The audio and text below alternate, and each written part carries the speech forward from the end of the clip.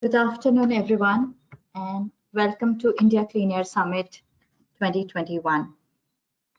We are delighted to have you all here on our third edition of India Clean Air Summit.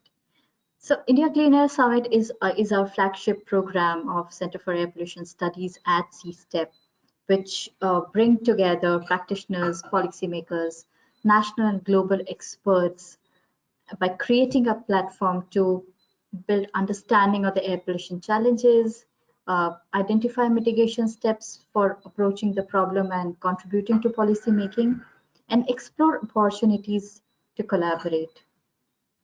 Now, according to World Health Organization, air pollution is a global environmental health emergency, and India sits on the front line of this global crisis. A number of studies show that negative health implications due to air pollution are prominent, and no city in India is free from this invisible emission pollution that act as a slow poison to citizens' life and their future. Health vertical in air pollution is a challenging sector, and not many have the capacity to understand and conduct experiments. It is also important that we initiate this dialogue to include climate change, sustainable development goals, health studies, and support from the private sector to create our cities and states more energy efficient. This year at ICAS, with the help of eminent speakers, we will try to develop a narrative on framing our air pollution policies in a better way. Moreover, we will also discuss on the specific areas such as indoor air quality levels, occupational exposures, and city initiatives required to make India achieve the National Clean Air Program. Just some housekeeping points. Participants will be kept in mute mode. They are requested to use the question chat window in the side panel on the right side to post the questions. Request you all to please specify the name of the speaker to whom you would want to address the question. After every session, we will have 10 minutes Q&A. In case we overshoot the Q&A time, we will collate all your questions and reach out to the speakers for their responses. And we'll share this document with you. The sessions will be recorded and the links will be shared in case anyone misses out. If you're using social media to post any of the comments or quotes from the speaker, please use the hashtag ICAS 2021, hashtag Clean Air for Healthy Living, hashtag Women in AQ, hashtag Solutions for Air Pollution, hashtag CSTEP. Also, please may I request everyone to modify their name using edit name under the file tab. Include your full name and the organization in bracket. In case moderators would want to conduct any poll for the audience, we will let you know about that. So taking our ICAS 2021 forward, I invite Dr. Jay Asundi to present the welcome address. Dr. Jay Asundi is the Executive Director at CSTEP. He joined the organization in 2009 and has been involved in research and development projects in various areas. Over to you, Jay. Good afternoon, good morning for all my friends from North America, but good afternoon for all of you in India. I'm Jay Asundi, the Executive Director at the Center for Study of Science, Technology and Policy, CSTEP. So it is my pleasure and honor to welcome you all to India Clean Air Summit 2021. As many of you are aware, ICAS, as we call it, is CSTEP's flagship event to convene and discuss issues related to air pollution in India and hopefully make connections and find solutions to problems we face in India. Now, with the renewed focus on ensuring a better quality of life for all, improving air quality is imperative. CSTEP has been engaging with the Government of India through the National Clean Air Program and by working towards developing clean air action plans in cities across the country. Now, at this third edition of the Clean Air Summit, we will hope to explore collaborative solutions for addressing air pollution and contributing to a healthy nation. So with that, I would like to welcome all of you participants who make this event worth conducting and hope that you will be able to take something away from this event and make your sub-environments better for air quality. We have some very eminent speakers from across the globe participating. Before I talk a little bit more about ICAS, let me just give you a brief introduction of CSTEP. CSTEP, as many, if you do not know, is a not-for-profit research organization with offices in Bangalore and Delhi. Our mission is to enrich policy making with innovative approaches using science and technology for a sustainable, secure, and inclusive society. We work in a number of areas. We work in the areas of climate, environment, sustainability, of which air pollution is a part. We also work in the area of energy and power, where we look at renewable energy, looking at how we can provide clean energy to all our citizens. And then we also have a sector we call the AI and Digital Lab, where we are looking at how new technologies like artificial intelligence and machine learning can be used for sustainable development options. We build computational tools, and we also work on issues related to strategic issues when it comes to for the future of development in India. As far as the Clean Air Center for Air Pollution Studies is concerned at CSTEP, this was a piece of work that we felt was something that fell squarely in the area of science and technology, which impacts public policy.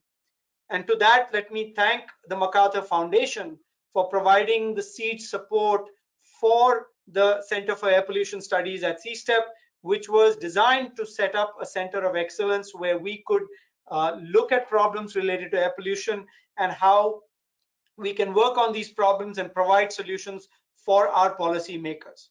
I would also like to thank our subsequent supporters like Bloomberg Philanthropies, the Children's Investment Foundation Fund, SED Fund, and EDF for subsequent project-specific grants to keep the work going, both in terms of building capacity as well as doing work on the ground.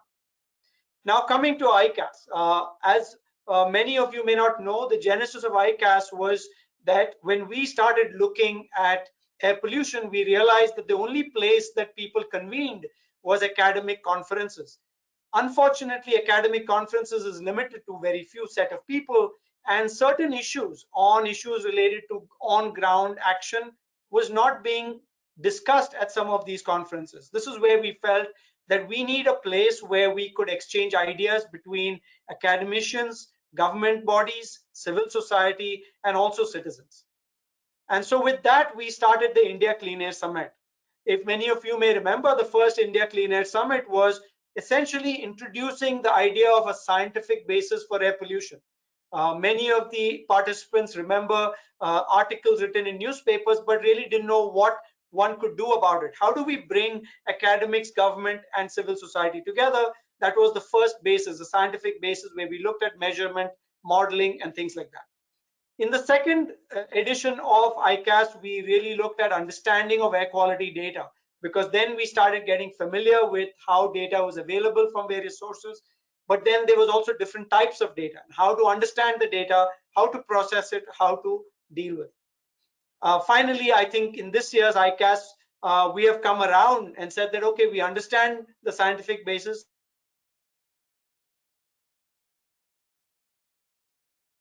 Is the only way we will get people to be aware of this grave issue and how we would take it forward. So with that, the ICAS 2021 has got clean air for a healthy living. That's the theme for, and our focus is, while we improve air quality in all the 134 non-attainment cities in India, I think there is an important gap that we need to address. That is understanding the health impacts and exposure and due to exposure to air pollution. So we would like to bring together in this summit, this year's summit is air pollution experts, so that we can deliberate ways in which we can understand the health impacts and make effective policy. I would like to mention that today we have Sri Suresh Prabhu, a 6-time member of parliament and also a board member of CSTEP, providing the keynote address. As many of you know, Mr. Prabhu is a big supporter for issues related to the environment and topics on energy and development.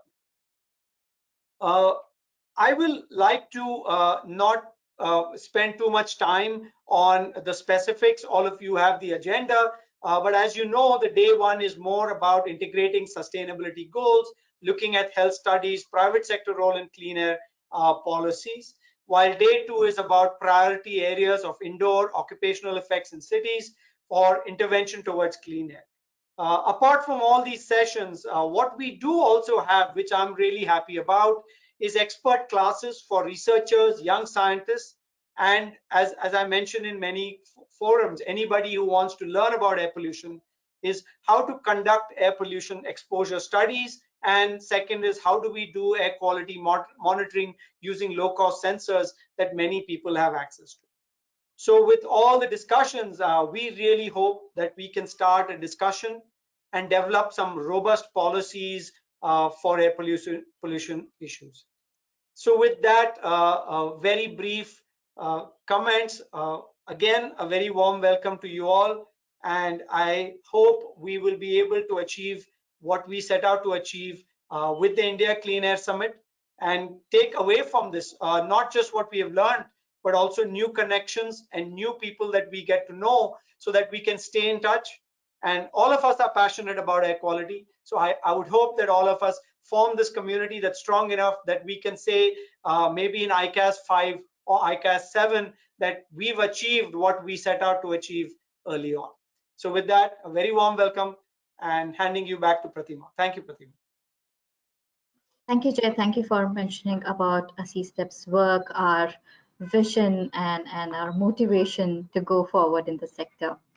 Now, may I invite Mr. Priyavrat Bhati, Sector Head, Climate, Environment and Sustainability at C-STEP, to inform us about the work that C-STEP is doing under the Center for Air Pollution Studies. Over to you, Priyavrat. Thank you, Pratima. I hope I am clearly audible. Yes. Okay.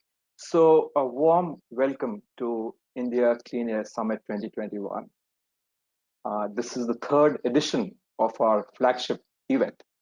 And like the last few of these events, I fully expect that this particular summit will also see a very, very wide participation from researchers and regulators to students and ordinary citizens.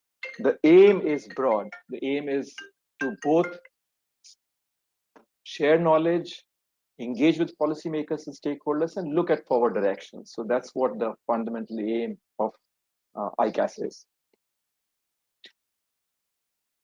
Over the next couple of days, I fully expect, fairly wide range of very engaging presentations, lively panel discussions, and hopefully a certain set of ideas and work which you can work towards for the next couple of years. So that's the broad aim of our summit. Before we get into the summit itself, I would briefly like to talk about C-STEP's air pollution related work. So we have in C-STEP, as Jay had just mentioned, we established the Center for Air Pollution Studies a few years back. As all of you well know, that India faces a literally an existential air pollution crisis. You've got a number of cities in the top 100 most polluted cities in the Indo-Gangetic Plain is choking, and the huge number of deaths attributed to air pollution. Meanwhile, tackling it poses a fundamental challenge. It's not just about the scale of the problem. The problem is also that we have inadequate data. Meanwhile, the plans and strategies which we are pursuing, they don't lack evidence. They're not based on scientific evidence. So that compounds the challenge we face. So with that as a backdrop, C-STEP established CAPS, and the goal was, of course, to offer comprehensive policy solutions to meet India's national clean air goals. So that CAPS had sort of 4 or 5 related verticals, you may call them, or areas of focus. The first is to build wide-ranging expertise on kind of more traditional, well-established methodologies, and so from this range from, let's say, the measurement from the traditional tools, the reference grade, low cost monitors, etc., to all the way to analysis, techno-economic analysis of various pollution control measures, policy analysis, etc. So that's the first one. The second one was, given again that kind of range of problems we had and the scale of challenge, etc., you develop innovative ideas. Not just traditional tools was just not sufficient for us. So we're talking about using mobile measurement tools, satellite-based data, etc., to figure out more cheaply and efficiently what the challenges are and what the solutions could be. These tools and were essentially then going to feed into helping cities and states make effective clean air plans and help them implement them. Along with that, we also aim to build capacity of stakeholders and also spread awareness about the problems, etc., among the widest community, students, citizen groups, etc. Because we do need to build ground up support for these policies, and it cannot be an elite concern. Otherwise, we're not going to get there. Finally, we also have decided to partner with global leading institutions because, again, we need cutting edge solutions. The traditional tools are just not sufficient because we don't have the resources to even measure what's out there. Given our scale of expertise which we have built along last 3-4 years, the range of projects which we'll describe going forward in the next few slides, we have been recognized as an institute of repute for air pollution work. And this recognition was, in context of the MOEFC's National Clean Air Plan and CPCB, Central Pollution Control Board. I will not go into more detail. This is the kind of verticals which I described, but quickly to summarize again, in the measurement and monitoring, these are traditional technical tools you've developed: mobile measurements, static, low-cost sensor network, satellite-based data, which I talked about. A lot of it will also be heavily computational technology focused. So we've built fairly meaningful hardware data expertise and capacities to run large-scale computational models to pursue this work. And I did talk about the policy analysis outreach, from technical analysis to health impact studies, etc., to really come up with more focused, actionable ideas. Next slide, please. So now I'll come to some of the recent studies and what has been the impact on the ground. The first one is Bihar. We did emissions inventory and clean action plans for 3 cities: Patna, Gaya, and Muzaffarpur. The report was released last year. It was released by Mr. Sushil Modi, that point of time Deputy Chief Minister of Bihar. This clean action plans were developed in collaboration with Bihar State Pollution Control Board. The prioritized action steps and measures are already being implemented, and we'll hope to see the actual impact in the near future, in the next year or 2. In Karnataka, we have done a range of studies. We have done emissions inventory and source apportionment studies that are getting completed for Bangalore. We've also done a mobile measurement study. This is kind of a more innovative work where we installed a set of instruments on a vehicle, and we looked at pollution along the road and the gradations along that. So it can be used for trying to figure out the pollution along the highways, where a lot of people spend a lot of time, not highways, sorry, roads, where a lot of people spend in Indian cities. We've also developed a low-cost sensor network in Bangalore to identify hotspots. And this again is a kind of tool which will be used across other states to refine clean action plans, in industrial areas and urban, semi-rural areas and rural areas, etc. So all these are already feeding into clean action plans and how some of the states and cities are working in and going forward. We have set up an air lab at C-STEP, which measures ambient PM2, PM2.5, black carbon, ozone concentration, etc. This is a reference grade facility we have got. Next slide, please. Now, coming to some of our urgent, immediate focus.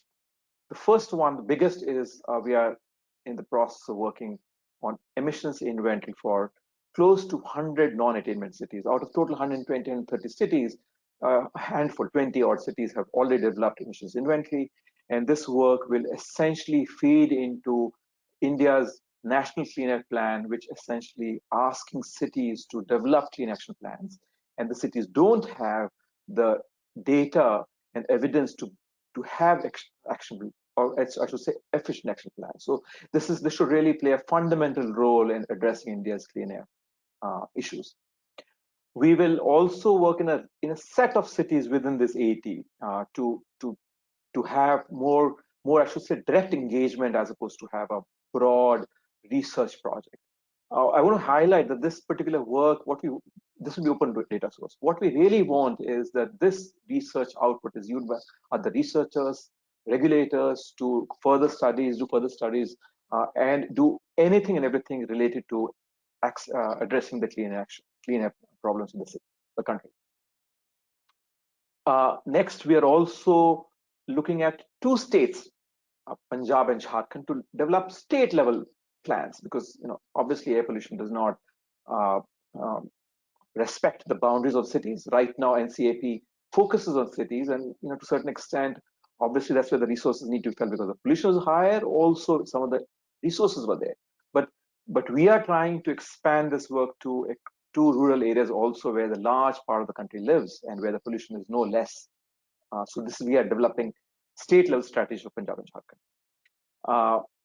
In some of the studies, exploratory research studies, which will feed into Punjab, Jharkhand, which I mentioned earlier, is the satellite-based estimates of pollution pollution levels in Bangalore, Delhi, and Kanpur.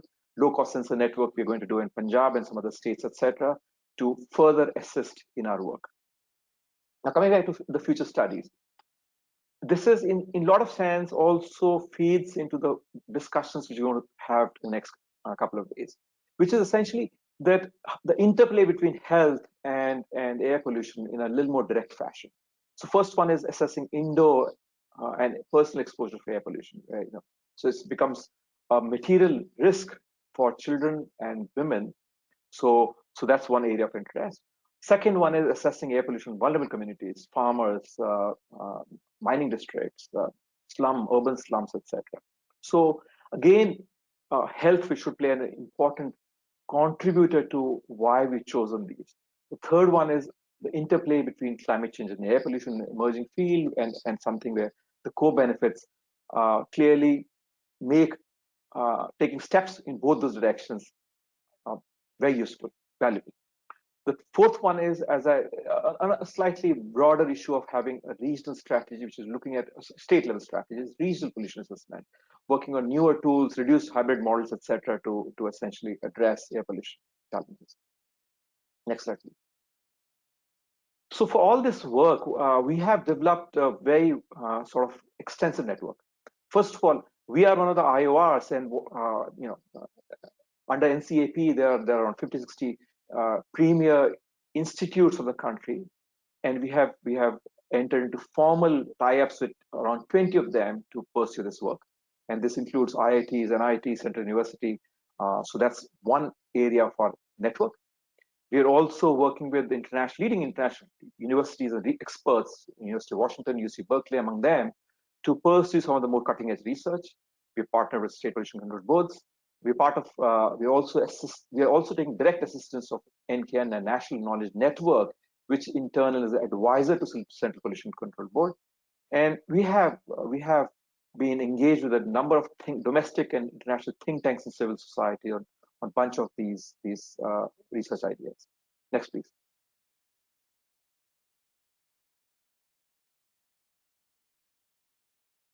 Hello. Yes. So now coming back to the ICAS, I will not go into detail. Pratima and Jay have already covered to a large extent the goal, which is basically knowledge sharing is one of the key goals, essentially between research and experts. We also want to understand what's important, what's priorities from citizen groups and policymakers, citizens, etc.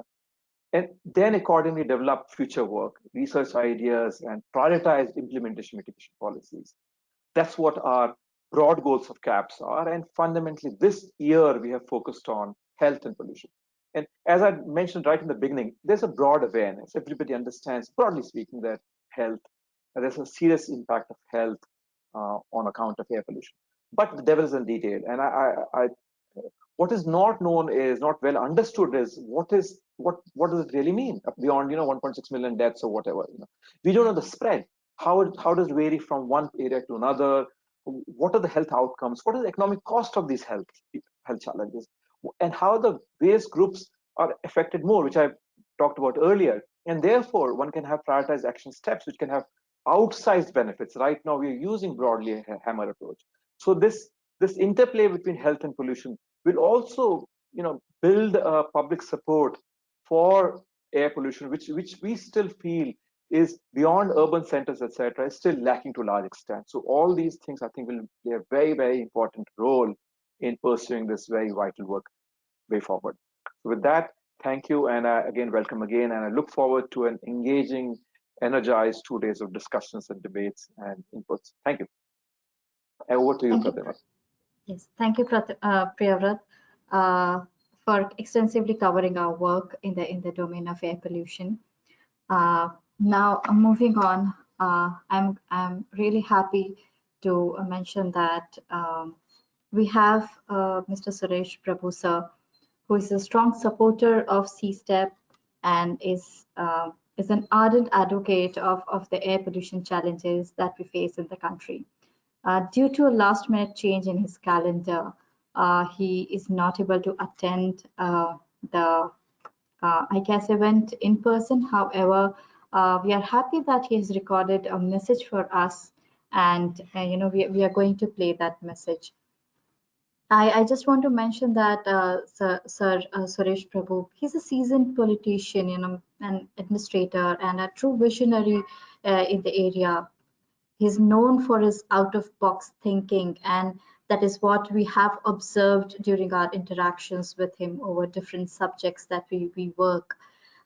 He has scripted several reforms across sectors and effected organizational transformations.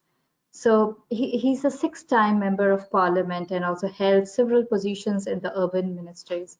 And we are really, happy to have him as one of our mentors and advisors. So now I'll request the IT team to please play Sir Prabhu sir's message for us.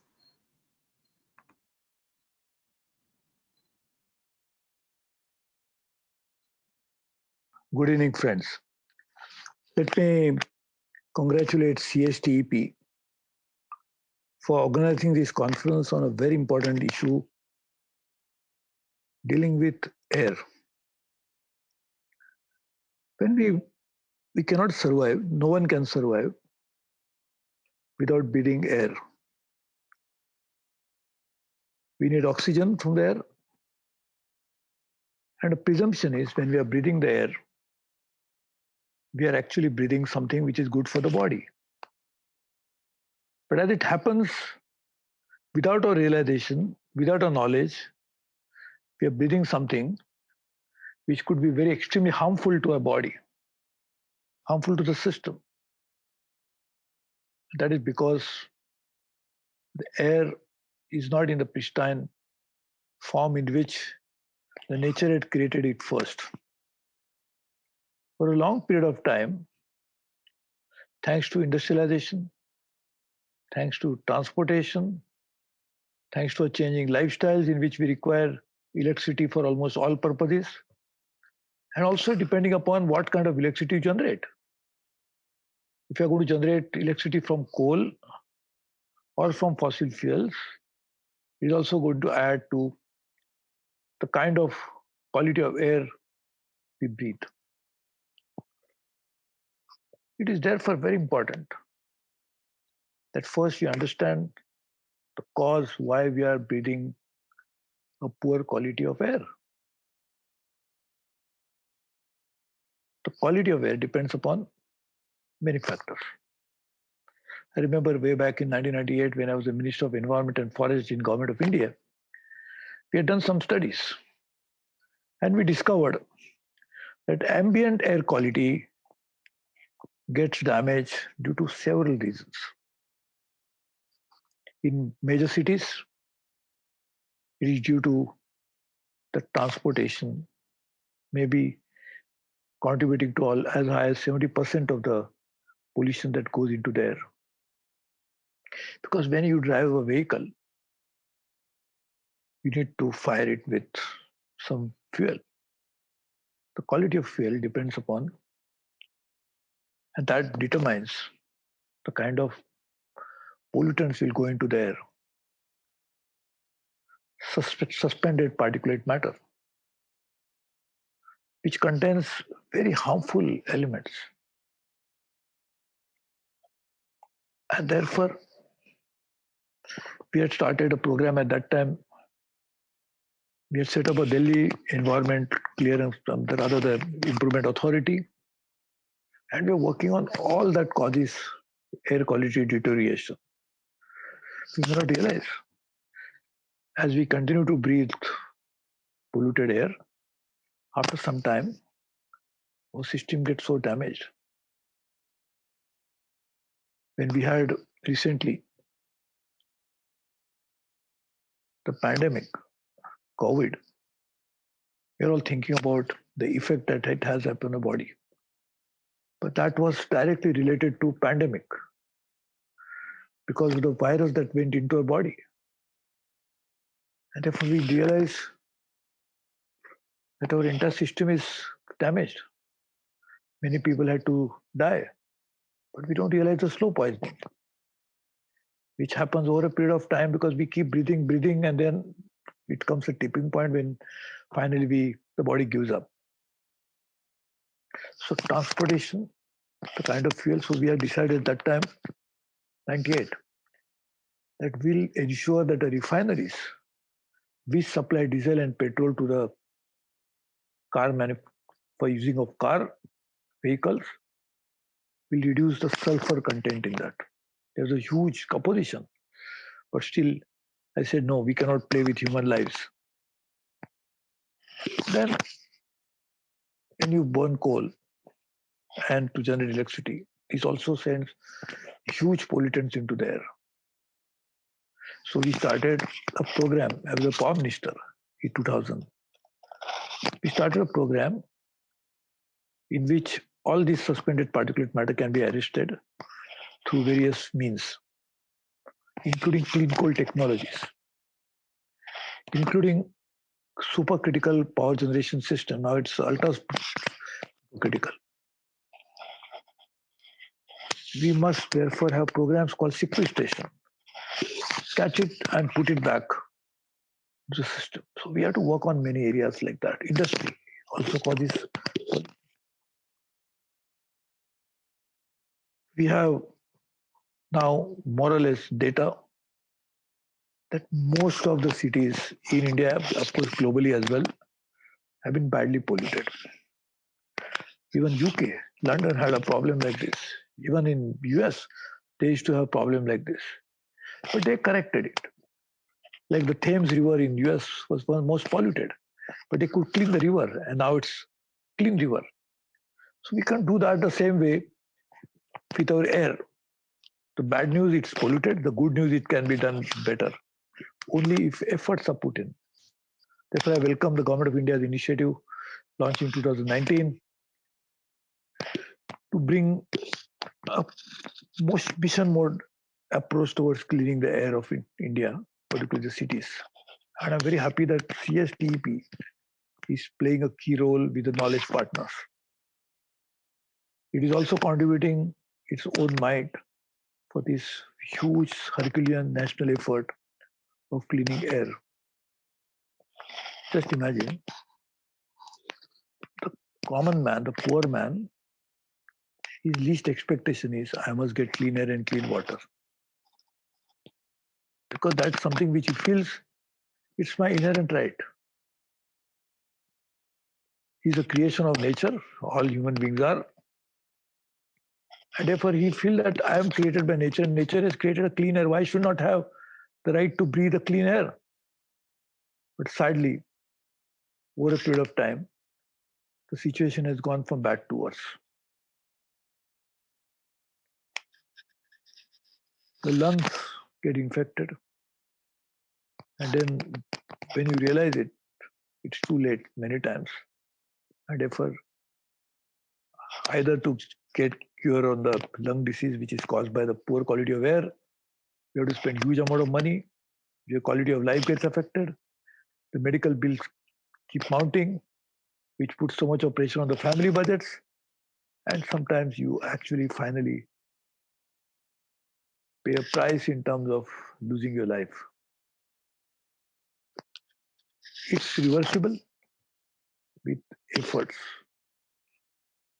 with technology, with changing lifestyle, with going to the root cause, changing the energy mix, changing the transportation mode, bringing more public transport, improving quality of fuel, making industries accountable, responsible for not letting the effluents fly into the air.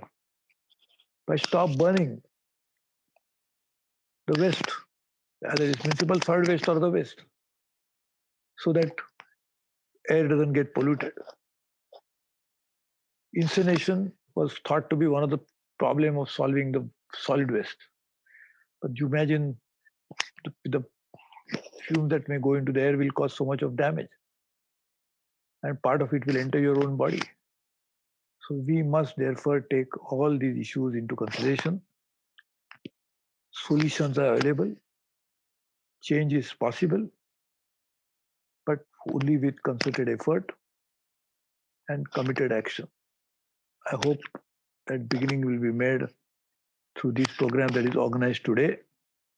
And once again, I want to congratulate the CHTP, which consists of some high quality professionals, dedicated individuals, and as an organization which is committed to bring better quality of life for the people of India and in the process, the rest of the world. So I congratulate CHTP once again for this extremely commendable initiative of bringing together people to work together as a team to bring about a change in the quality of air of India. I really wish you all the success and congratulations to all of you. Thank you very much. We thank Suresh Prabhu sir for his message. It is definitely really helpful to understand that the problem is recognized, and we understand that we are moving from bad to worse, and definitely efforts are required for all the sectoral interventions. As he mentioned, we need to change our lifestyle, we need innovation, technology for transportation sector, industrial sector, and there needs to be committed efforts from one and all to ensure that our quality of life is good going forward for the coming generation. With this, I will move on to the first session of ICAS. The session theme is integrating sustainable development goals with air pollution policies. We need to understand first the connection between air pollution sustainability and the sustainable goals. How does air pollution control strategies with climate mitigation targets? And how do they interact with each other? What are the possible ways of integrating pollution policies with sustainable goals to ensure a sustainable future? We have been working, the air pollution sector has been working in silos, considering that it is, a huge challenge. But going forward, we need to integrate other policies, other sectoral challenges like climate goals, health impacts into our air pollution policies to ensure that we achieve the targets set by the government under Clean Air Action Plan. With this, I would want to introduce the session chair, Dr. Indu Murthy, who is the principal research scientist and leads the adaptation and risk analysis team at CSTEP. Prior to joining CSTEP, she worked as a consultant scientist at the Indian Institute of Science, Bengaluru. Her area of interest includes climate change vulnerability, land-based mitigation and adaptation, resilience building. She has been the governing board of Saki Waters and is an expert with the UNFCCC roster of experts for India for GHG inventory, and also a member of REDD Plus cell constituted by the government of Karnataka. Now I would request Dr. Indu to please conduct the session. Over to you, Dr. Indu. Thank you very much, Pratima. And so let's just start with our dive deep into the first in the series of the thematic sessions that we're going to be having. The theme of this session is integrating sustainable development goals with air pollution policies that, like Pratima already mentioned. I think we need to remember that the heart of sustainable development actually lies in the health and well-being of people and our planet, which means air pollution, the related deaths and disabilities it causes, and its close link to climate change and development in general is something that we cannot ignore. It is a huge threat to delivering on the vision of a better world.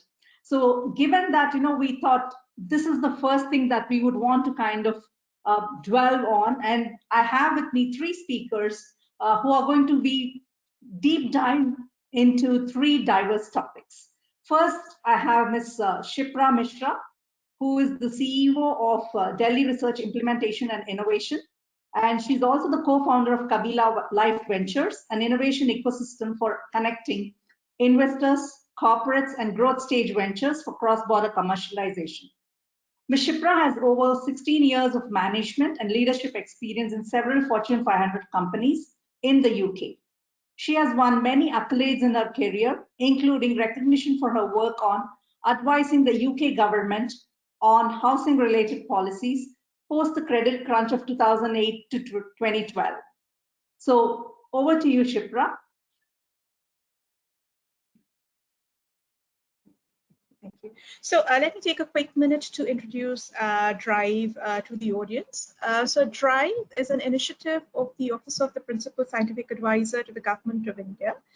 It's a science and technology cluster, one of the 6 set up across countries. So DRIVE is the Delhi Science and Technology Cluster. Now, the vision of the cluster is to create an ecosystem of eminent institutions, research labs, ministries, state governments, philanthropic organizations, corporate partners, PSUs, and anybody who has anything to do with science and technology in taking innovations from lab to market. Next slide, please. Yeah, so as it's very clear, there are several touch points with the with the SDGs that clearly dovetail into air pollution policy that we need to work on. Clearly, as pointed out by everybody, health is primary, and then which also leads on to, so how do we treat our approach to affordable and clean energy? How do we create sustainable cities and communities that contribute to clean air, and then impact of air pollution on the wider climate change as well. Next slide, please. So, as we know, so National Clean Air Policy is a clear, comprehensive tool that sets out a blueprint for everybody, not just for the central ministries and state governments, but all participants in the clean air ecosystem to reach the target of reducing the particulate matter and pollutants by 20 to 30% by 2024. Now, whilst this policy was launched in 2019, unfortunately, there have been a few debacles because of the wider pandemic situation, where the targets that were set up for industries to reduce pollution have not been able to be followed because of economic impact. And also, there is a clear, so why is there has been a lot of monitoring, but not enough for us to be able to take action. Next slide. Yeah, so the purpose of this slide is to show, all the various participants that are committed together in this. So the NCAP cuts across the ministries and cuts across the sectors to bring together and provide a more, a seamless approach where people can see what they should be working towards in a comprehensive manner. So, Ministry of the Environment and Forest, which is, which has fathered the NCAP, petroleum and natural gas, The various, state level pollution, control boards are involved, Ministry of Road and Transport, then research organizations, the IITs, as was mentioned by Dr. Suresh Prabhu. So it brings together all the stakeholders under one platform to work towards a common mission. Next slide, please. So if you look at the sources of pollution, particularly, I'm talking about the larger metropolitan cities. So there are clear offenders, so they cut across, a few verticals like, dust and construction, again, in the metros is a significant contributor. Then industrial pollution, both power plants and industrial plants. Second is vehicular pollution. Again, and then biomass burning is a huge problem, particularly in the north zone areas of Punjab, Haryana, Delhi. What we do observe are variances and seasonality effects, difference between urban, rural, and industrial areas, and then there are transboundary contribution as well, which is what puts forth the challenge in front of policy makers on how to approach solution to these problems, given these variances. Next slide, please. So according to NCAP, the various government initiatives that have already been acted on. So one is the setting up of monitoring stations. So I think the data that is quoted in the slide is slightly out of date. So we have, I think, upwards of around 800 stations already in 29 states and 6 union territories, which monitor the key offenders of air pollution, sulfur dioxide, oxides of nitrogen, PM 2.5, PM10, and identify the violations. Now, obviously, for a country the size of India, there need to be 100 times at least the level of monitoring that is currently existing now. But I think this is a good start. And research institutes like IIT Delhi, which is the nodal organization for DRIVE, is working on more closer monitoring of air quality. Particularly, one of the initiatives that we are doing under DRIVE is we've in the city of Delhi itself, we have captured ward level data cutting across for the past 20 years, and go down to that level of analysis, what level of analysis, that what is the source of pollution, where is this pollution coming from. So everybody knows that air pollution causes health problem and needs to be reduced, but till we understand what is the contributing factor, we will not be able to find the solution. So these are the kind of efforts that are going on within DRIVE and within the wider ecosystem in the air pollution policies. Then ambient air quality standards, the air quality index, that has I think it was launched in 2014, and that has done a marvelous job of bringing it to public consciousness what air pollution is, and gives a standardized measurement of air pollution. And clear color coding of it. So there are 6 categories, and clear color coding of it makes it known to at least people in the metros that are being monitored, what the level is and what they should be demanding from the government. So it helps in a lot of creating public awareness and public pressure also in terms of reforming the policies. Then with regards to Delhi NCR, there are specific action points. Particularly in winters, the air quality index goes out of the window, so it crosses the ultra severe mark.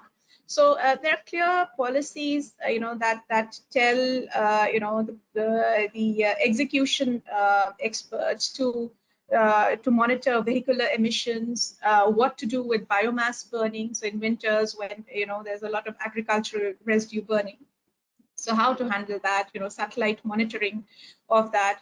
Industrial pollution, how to control industrial pollution. There's closure of brick kilns, that are close to residential areas. Then construction activities are paused during those times. Then we have, a huge, budget. I wouldn't say huge, but a reasonable budget has been earmarked to restore the forest cover, restore the green cover across India, and not just in the outskirts, out of the city areas, but also in urban areas where, air pollution reaches dangerous levels. So provide a green cover there. Then we have a specific graded response action plan, again, linking it back to the AQI. So as and when the AQI starts falling from poor to severe to ultra severe, then it becomes a comprehensive suite of action points for the government to, to take immediate, actions like closure of schools, stopping construction activities, curtailing outside traffic coming into the city. Next slide. So as I was saying, it's very important to target, to have a sectoral strategy for controlling air pollution, because there are clear offenders. So one is related to mobility. So both bringing in e-mobility as well as, whatever, issues are with the existing, traditional modes of transport, like tailpipe emission etc., addressing that. Power sector and industrial emission, curtailing that. Indoor pollution. Again, indoor pollution is a great problem, especially in the rural areas where cooking gas is, doesn't use clean fuel. Agri-waste residue, again, it becomes a huge problem in the season where, there's a change of crop. Waste management practices, Dr. Suresh Prabhu was talking about, okay, so to get rid of, solid waste, we burn them, but then, we create air pollution in the process. So how do we address that? Construction and demolition. So again, what are the standards that we should be revising for construction and demolition activities? Next slide, please. So going down, a bit more in detail about sectoral intervention, taking power sector emissions to begin with.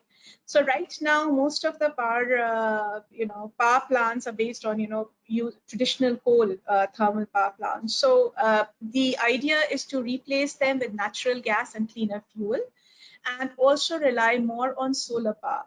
Again, programs within DRIVE are working, on alternative fuel. So again, hydrogen economy is quite huge. It's garnering a lot of attention from the government and research organizations, and we are also trying our best to come up with alternative means of fuel to power these, to cut down these power sector emissions. Industrial emission. Again, to look at, a revised standard. So right now it's, the tolerance level we feel needs to be readjusted, and revised standards need to be imposed. There are talks about setting up, national trade exchanges where, people can, industries producing more pollutants can trade their pollutant points with industries producing less of them. So kind of an exchange. This is not a new concept. It's there. It's popular in Western countries. In India also, people have dabbled with it in some areas, greenhouse gas emission areas. But on a wider level, it's being contemplated. In the transport sector, again, green mobility and e-mobility are the key points. Within e-mobility, there is a push from the central government to adopt e-vehicles by 2030. On the green mobility side, again, use cleaner fuel, use more of biofuels, increase the proportion of biofuel in your regular fuel. Again, as I was mentioning about the push on hydrogen economy, so there's a corpus of 100 crore to promote that. Again, people are also talking about imposing a fee-based program. So whatever, vehicles are not up to the mark in terms of emission standards, impose fee on that and offer rebate on, e-vehicles and, more efficient vehicles. And, Bharat 6, along the lines of Euro 6, is also, under contemplation, which imposes, more severe restrictions on tailpipe emissions, etc. Again, here, initiatives under DRIVE, include setting up infrastructure for e-vehicles. So there's a project going on. Hopefully, very soon it will materialize. We have already started experimenting with it in Delhi, setting up battery charging stations. Next slide, please. So agricultural emission as well. So there's a huge push from the government on setting up, agricultural mechanization for in situ management of crop residue, and also for ex situ. There are a lot of initiatives, including ones under DRIVE, for converting biomass waste to fuel and other useful products like briquettes, etc. Again, DRIVE is setting up a huge power plant, in Sonipat region to experiment on converting the agri waste arising from Punjab and Haryana and process it into fuel, which can be, then taken nationwide and from pilot stage to market stage. Likewise, in waste management. So right now, there's, incineration of waste, creates more problems than it solves. Again, e-waste also occupies a lot of landfill, and, it puts a lot of pollutants in the environment. So within waste management also, there's a lot of push on how to process it and how to create more efficient power plants that do carbon capture and capture a lot of wasteful gases within and recirculate and create a circular economy. Indoor air pollution management, again, this is more of a problem in more rural areas and lower strata of the population, where cooking fuel is not clean. They still use a high carbon content coal. So Pradhan Mantri Ujjwala Yojana has quite successfully replaced that with LPG and contributed to cleaner air in that. Again, in terms of the other building designs and other urban controlling indoor air pollution, so there are talks about whether to include the construction of these sites also, in giving them out the green certificate. Next slide, please. So I think we've covered most of the areas that are there, key components of, NCAP, which is there. Can we move on to next slide? Thank you. So under DRIVE initiatives, I was talking about most of these things I've already touched. Under health impact studies also, we are working with institutes like THSTI and a few other hospitals, particularly to study the impact of air pollution on the health of pregnant women and newborns, and at what stage intervention is required. And also in terms of community engagement, so we've been reaching out in collaboration with CSTEP to the farmer community and also to school and college level through our effective education program. So bringing the problem of air pollution and solid waste management to classroom level, to firstly to increase awareness and also engage the younger generation, young population, to at least gather the data and spread awareness and feed into the policies or action points needed to control the pollution. Thank you so much. Thank you very much, Shipra, for throwing light on the current policy initiatives and what's the thinking within the government. So that's very useful. I'll come back to you later. So next, let's just move on to the next speaker we have, Ms. Priya Shankar, who is the India Director for Environment and Climate Program, Bloomberg Philanthropies. She is going to throw some light on a funder's perspective on linking sustainable development goals with air pollution for healthy living. Ms. Priya Shankar is, as I said, the India Director for the Environment Program of Bloomberg Philanthropies. She previously led Bloomberg Philanthropies' work on the India Smart Cities Challenge and co-led Urban Age, an international research program into the future of cities at LSE Cities at the London School of Economics. She's also worked for Policy Network, a think tank, where she worked on issues of governance, globalization, and international affairs, managing an international dialogue series among Brazil, Russia, India, China, European countries, and the United States. So over to you, Priya, to tell us about what is it that's the thinking in agencies like you represent with respect to dealing with air pollution in the light of the Sustainable Development Goals. Since we are running a little late, if I can request you to kind of try and bring in your insights into this topic in the next 7 minutes, that would be really great. Thank you. Thank you, Dr. Murthy. And thank you also to CSTEP for organizing the India Clean Air Summit, and to Jay and Priyavrat and Pratima and the whole team at CSTEP for bringing this together. At Bloomberg Philanthropies, we're delighted to be working with CSTEP and other partners on a technical assistance initiative in support of India's National Clean Air Program, which we've heard so well about from Ms. Mishra just now. As part of this, we're supporting technical partnerships in cities including Bangalore, Patna, Surat, Delhi, and Mumbai. Now, we all know that air pollution is one of the greatest global challenges of our time. According to the WHO, over 90% of the world's population breathes air that is unhealthy. And addressing air pollution is an integrated part of sustainable development. In fact, addressing air pollution links to the majority, and indeed nearly all, of the Sustainable Development Goals. I'm not going to cover all of those today, also in the interests of time, but I will link air pollution to 4 buckets or categories of goals.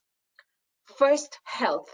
SDG 3 is about good health and well-being, and improving air quality is strongly linked to human health and well-being, and I think we'll learn more about that through the course of this summit. Air pollution is the 4th highest cause of premature deaths among all health risks. Health conditions linked to air pollution can exacerbate the impacts of COVID-19. And new research is finding links between not only air pollution and physical health, but also with mental health and well-being. Second, economic development. SDG Goal 8 on decent work and economic growth, and SDG 9 on industry, innovation, and infrastructure are linked to economic prosperity. And air pollution has hugely negative impacts on the economy. Air pollution costs the global economy $5.7 trillion, or nearly 4.5% of global GDP. In the UK, research has found that the economy could benefit by £1.6 billion every year by addressing air pollution. Here in India, a report by our partners, the Clean Air Fund and the Confederation of Indian Industry, found that air pollution cost Indian businesses $95 billion, or 3% of Indian GDP in 2019. But equally, more sustainable industrial practices and innovation and technologies, such as we've seen with renewable energy and electric vehicles, can help reduce air pollution as well as create growth and employment. Third, reducing inequality. SDG 5 on gender equality and SDG 10 on reduced inequality is both linked to air pollution. As we heard earlier, household air pollution disproportionately affects women, who are the ones cooking with and most exposed to the impacts of the fuels that they're using. At the same time, promoting women's empowerment and education has been shown to help them make better fuel choices at home, reducing household air pollution and their own personal health exposure. In terms of broader inequalities, we see this play out both within and among countries. On average, air pollution levels are much higher in developing, middle and lower income countries than in developed ones, with people in developing countries suffering from the strongest exposure to and worst impacts of air pollution. Within countries, studies in the United States, the United Kingdom, and Spain have found that air pollution is linked to both income and racial inequalities, with levels often higher in lower income or ethnic minority neighborhoods. And here in India, we can also see how socioeconomic inequalities affect exposure to air pollution, though as Priya mentioned, more research is needed into the precise dynamics of that. And fourth, climate and sustainability. SDGs 11, 12, and 13 on sustainable cities and communities, responsible consumption and production, and climate action all linked to air pollution as well. Air pollution shares many of the same causes as climate change, and many actions help address both air pollution and climate change, such as transitioning to clean renewable energy for electricity, and also using that in transport and industry. Building sustainable cities that are compact with effective public transport and mixed-use development can help address air pollution and climate change, and is also beneficial for quality of life and public health. Reducing waste and shifting to cleaner technologies for industrial production is also linked to improving air quality and addressing climate change. While we can see that addressing air pollution brings multiple co-benefits, the challenge is that because air pollution is such a complex problem with so many causes and sources that it can sometimes appear intractable. But as Mr. Prabhu mentioned, experience in different parts of the world tells us that progress is possible. I'd like to share an experience from New York City. When he was mayor of New York City, Michael Bloomberg formulated Plan NYC, a plan for a greener and greater New York in 2007. As part of this plan, one of its key goals was to significantly improve air quality in the city. Research found that one of the biggest sources of air pollution in New York was heating from buildings where boilers were burning dirty oil to derive heat. And in order to address this, regulation and laws requiring a reduction of sulfur content and eventual phasing out of the dirtier heating oils were introduced. To accompany these regulations and encourage a rapid switchover, the city administration, working with civil society and private sector partners, launched the New York City Clean Heat Initiative. As a result of this and other measures, sulfur pollution reduced by nearly 70%, and particulate pollution reduced by over 20%, leading New York City to have its cleanest air in 50 years. During the same time, life expectancy of New Yorkers also increased by 3 years, and the city's economy prospered. The NYC Clean Heat Initiative engaged with residents to communicate the benefits of switching to cleaner fuel, provided technical assistance for those looking to make the switch, and developed innovative financing mechanisms to be able to help fund the change. If we draw some insights based on this, and also on other examples of air quality improvements in other cities, I think we can identify 4 key ingredients that help drive progress in terms of improving air quality. The first is better evidence and data about the levels, concentrations, nature, and sources of air pollution. In New York City, it was improved data on air quality that helped identify heating as a major source of air pollution in the city. We're pleased to be supporting CSTEP and other partners on providing better evidence and data for Indian cities through emissions inventories, source apportionment studies, and cost-effective analyses. The second is policy leadership. High-level leadership in introducing innovative policies and driving interagency coordination has been really important because so many different agencies are involved in addressing the sources of pollution. And the third is people and public awareness, both to drive personal behavior change, but also to support ambitious policy change. And the fourth is partnerships. In many cities that have achieved air quality improvements, there have been partnerships formed between governments, academic institutes, civil society partners, and business industry associations that help drive progress. And we're beginning to see several new partnerships formed here in India, as we can see with the CAPS and the work it's doing with the pollution control boards and the universities, as well as the India Clean Air Summit, which is bringing together different actors for collaboration. And all of this really leaves me hopeful that progress is possible. So thank you once again to the CSTEP team for bringing us together. Back to you, Dr. Murthy. Thank you, Priya, for so nicely kind of highlighting the interlinkages and clearly stating that the SDG agenda is looking at an integrated development at the end of the day. But of course, there are still issues. Air pollution continues to be a challenge. be it for policy making or be it for addressing it at different scales because of data and other things. I'll come back to you later regarding this. So let's move on to the next speaker right away to talk about aligning air pollution and climate change targets to achieve better quality of life. Now, it's been very clearly established by several studies that there is a strong and significant link between two of the largest environmental hazards, and according to this study, they've clearly established that countries which are most at risk of climate change are also countries with highest risks of toxic pollution.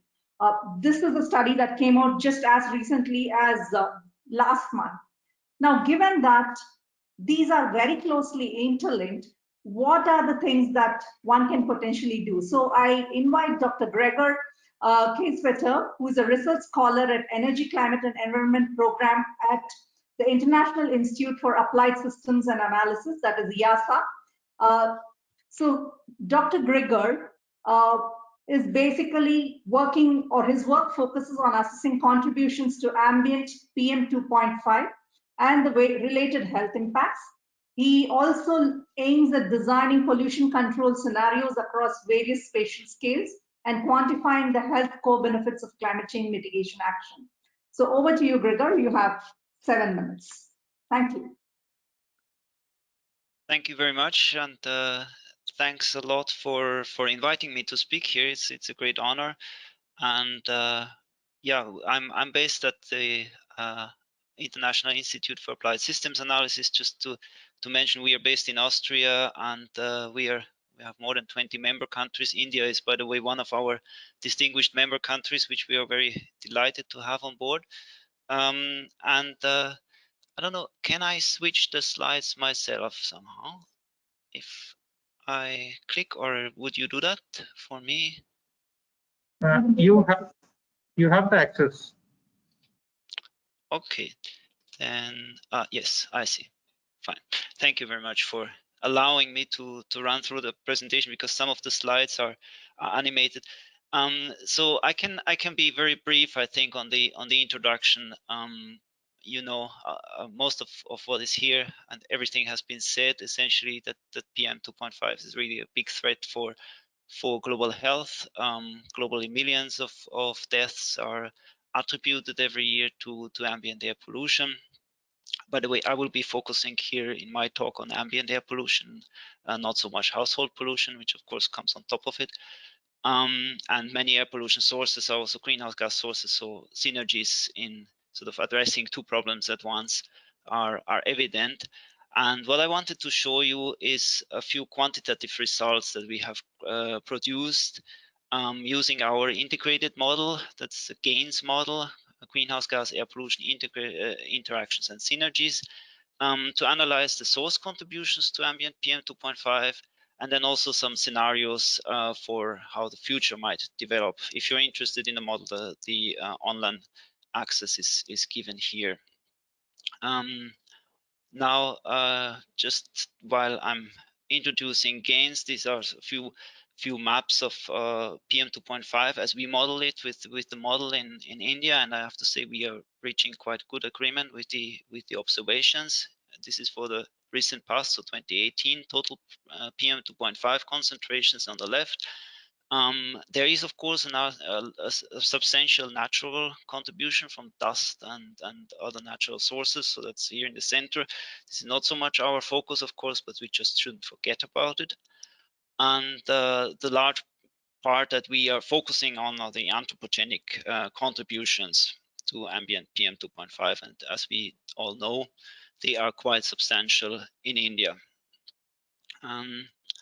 So what we are doing is essentially modeling bottom up from the drivers, from the fuels that are being used according to inventories, the emissions of PM 2.5 and its precursor gases in a multitude of economic sectors.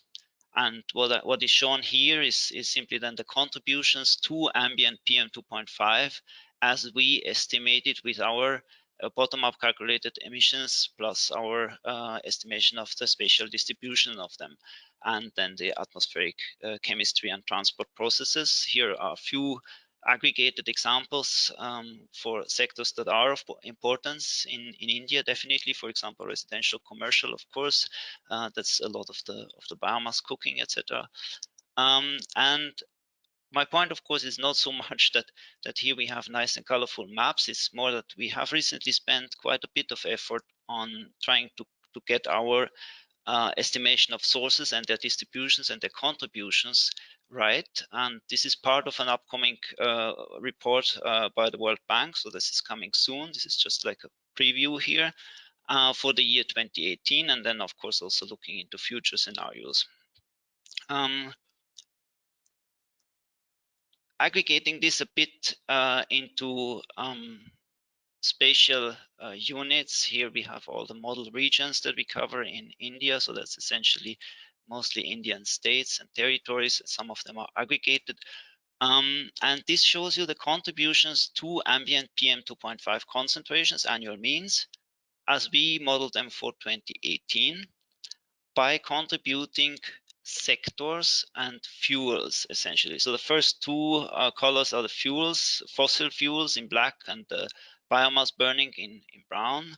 And then the non-energy sectors, agriculture, waste, and other sectors, and natural contributions in the colors and the gray. And of course, what you see here, large variability of ambient concentrations across the Indian states. IGB states are more polluted, of course. But one interesting thing when we look at the estimated contributions in relative terms is that there is a more or less a consistent message here that in relative terms, the contribution of the fossil fuels, combustion of fossil fuels to ambient PM 2.5 is around 30 to 40%. On average, it's 35% across India.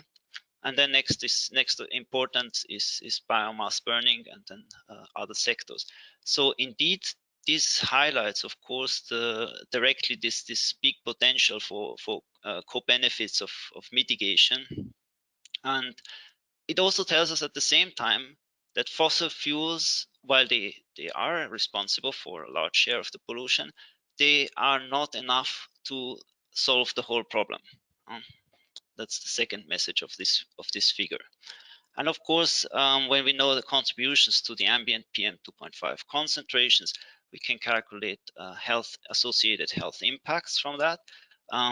Now here we look at the attributable premature deaths from ambient PM 2.5 as we quantify them with the exposure response functions that we have used in this case, which are a few years old and are rather on the conservative side. So this is rather low estimate, and still we are looking at more than 500,000, 560,000 premature deaths per year in India from the ambient air pollution.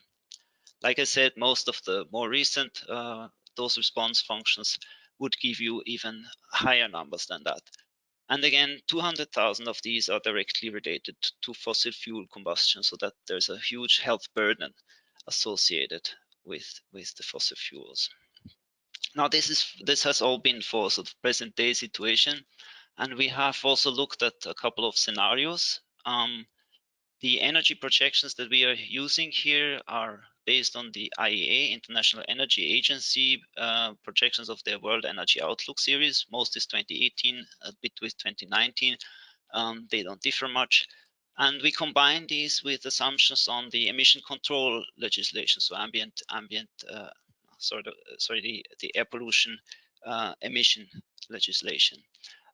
Scenarios that we are looking at. So this is okay down here. Sorry, this is still the 2018 situation. Population weighted mean PM 2.5 across India, so almost 50 micrograms per cubic meter in our model. And then the first scenario to compare with is, of course, one that is a baseline, so assumes the stated energy policies from IEA, plus a current legislation situation. So current legislation on ambient on air pollution emission controls, meaning everything that is passed by now. No future plans yet.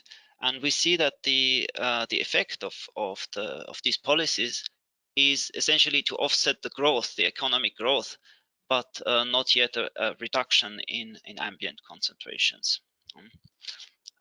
As a contrasting scenario, we have looked at the SDS scenario of IEA, so that's the Sustainable Development Scenario. It's a scenario that assumes strong climate mitigation action and achieves also other development goals, such as phase out of solid fuels, clean cooking and heating for all, example, plus combined with stringent air pollution controls, so the maximum feasible extent of controls on emissions. And what you see is that there is really a huge gap. There's a huge difference that this scenario brings with the combined climate action plus air pollution controls, bringing the population-weighted concentrations down below, really below 20 micrograms per cubic meter. And you have to keep in mind that some of this is still natural. So this is the anthropogenic is really small in this case. And going beyond this one, we have also looked at one scenario that is on top of all this, introducing also agricultural policies that have an increased nitrogen use efficiency in the agriculture sector, and where sort of it's a hypothetical scenario where people follow a healthier diet, and that brings also still a little bit of additional benefits. Now this was concentrations. On the right side, you see the annual premature deaths, the attributable deaths. One of the first questions that we often get is, why is this strong increase when the concentrations are stable? We've recently published a paper on that. You can look it up there. Essentially, it's population growth and aging that are responsible for that increase. So between two different years, this metric is not well comparable. But for the same year, 2040, that we are looking at here, we can compare the effects, and we can see that we have a few 400,000 actually premature deaths less from ambient air pollution. And that is only ambient air pollution. And then, of course, you get household air pollution, and even in this case, going beyond with the healthy diet, also health benefits of that.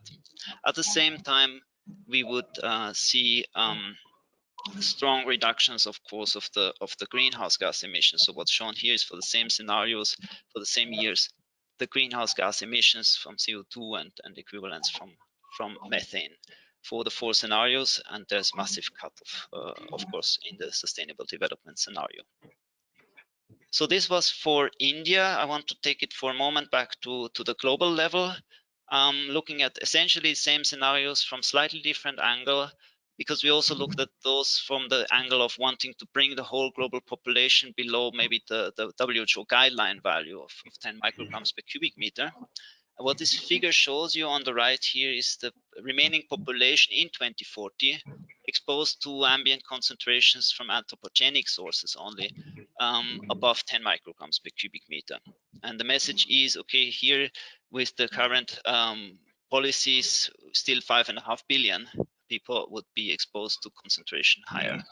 Now, the additional improvements that can be achieved, 2/3 of them can be achieved with just air quality policies. So just the sort of better emission controls, end of pipe emission controls. But then beyond this, there's this part that can only be achieved with energy and climate policy measures, which is orange here. And then beyond this, even agricultural nitrogen use efficiencies, and also transition to healthy diet, etc. And there's a small fraction of the global population, but this is really small in this case, then, that is assumed to remain above the 10 micrograms per cubic meter, but only slightly. So this really achieves almost global compliance with the WHO guideline, and also achieves, of course, multi-sector, multiple benefits on the on various SDGs. And just to highlight again here that from a situation from current policies globally that leaves 61% of the global population above the WHO guideline value, with all these combinations of policies, with climate and air quality actions, we can achieve 96% below the WHO guideline value. So that's a massive change. Now that brings me to the conclusions. As you know, air quality, air pollution and greenhouse gases share many sources. There's these synergies. Our finding is that the current policies that are already agreed on would yet only offset the economic growth, but not reduce the ambient pollution situation. And a combination of strong climate mitigation action and stringent air pollution policies would reduce hundreds of thousands of premature deaths per year and bring a large fraction of the population even below the WHO guideline value. Plus, you have additional benefits, health benefits from household air pollution, in this case also from a healthier diet, possibly from active transportation, etc. So from switch of the modes of transport. But also at the same time, I wanted to highlight the climate action part alone is not enough. So it needs both, like you need the climate action and you need the end of pipe air quality policies. And while this, the slides that I showed here sort of sketch out the range, what is possible, there will soon be a flagship report that I wanted to highlight that will come out in September, led by the World Bank on South Asia. And that will also include an analysis of sort of cost optimal policy scenarios and solutions. Thank you very much. Thank you very much, Gregor, for that very insightful presentation, which clearly linked air pollution and then climate and health end of the day. So we come to the end of the thematic session. So we've heard all the three speakers, and they did cover three varied topics. While Shipra, gave insights on the various policies that exist today to tackle air pollution, and Priya went on to talk about the very highlight of the interconnections between addressing the multiple sustainable development goals. And air pollution, air quality is just one of them at the end of the day. And of course, Gregor kind of did a deep dive and looked at one specific issue of the interlinkage, which, between the particulate matter levels, and then, how it kind of impacts the emissions and the related health impacts, so on and so forth. So now I would like to kind of request the speakers to kind of take a few questions now. So first and foremost, Shipra, I would like to address this to you. Some of the key sectors, as you also rightly pointed out, and Gregor's work is also pointing out, is one is that power sector is definitely one of the key sources, following which we also have, of course, I'm waiting for a question to start after this is the one session, but right now it's a busy session. Why? No, I have call now at 5. Can I request others to mute your mics, please? Thank you. Yeah. Shipra, can you hear me? Yeah. Right. So basically, I mean, there are a whole lot of well-meaning policies in place, but yet we do know that air pollution still remains a challenge. And given that energy-related air pollutants and carbon dioxide emissions arise from the same sources, and also given the complex nature of clean energy transitions that are being talked about more and more with climate change becoming a reality, what policies would be needed to deliver the necessary change so we tackle air pollution definitely, and at the same time climate change, and ultimately which results in delivering the well-meaning core benefits for other targets as well, ultimately sustainable development? Dr. Indu, to that I would say it's not the dearth of policies that's causing the problem. It's more about implementing them. Right. So firstly, if you start with just, simply monitoring the air quality, right? So why are we not able to monitor? We saw the data, just, 700, 800 monitoring stations are not enough, for the country of our size, right? We need a lot more, right? So it's the implementation part of it. And then, going down to the power sector and, industrial emission route, right? Existing fact remains that, right, regardless of the policies, the quality of fuel that is being used it's very inefficient. That needs to be replaced, right? So the government is talking about and promoting initiatives about alternative fuels, but it'll still take around 2-3 years for it to become reality. Pilot plants are there, but large-scale industrial production of this quality of fuel will take around 2-3 years. So I would say it's not, and then where there are policies, then implementation in terms of stringent adherence to it is also an issue. So there are clear guidelines, the industry knows about it, but then they're not being able to be followed. Then complemented with economic incentives, like I talked about exchange traded these units. So it's not a new concept, it's being used, it has been tried in India also, but why not implement, right, and incentivize? So these are the issues that are needed to be circumvented for results to show. Thank you so much, Shipra. So now to you, Priya, a related question. Shipra did talk about need for rigorous monitoring, so on and so forth, and which means we are looking at added funding that would be required for setting up these monitoring stations.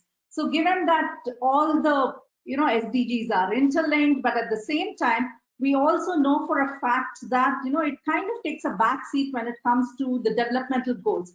I mean, when it is say food or water, that's something that always is on the top of any planner, any policy maker when they're trying to kind of address the issue. So given this huge challenge, it is a challenge to the policymakers as well, because development is something that we are looking at. It is seen to be conflicting with development, if I may say so.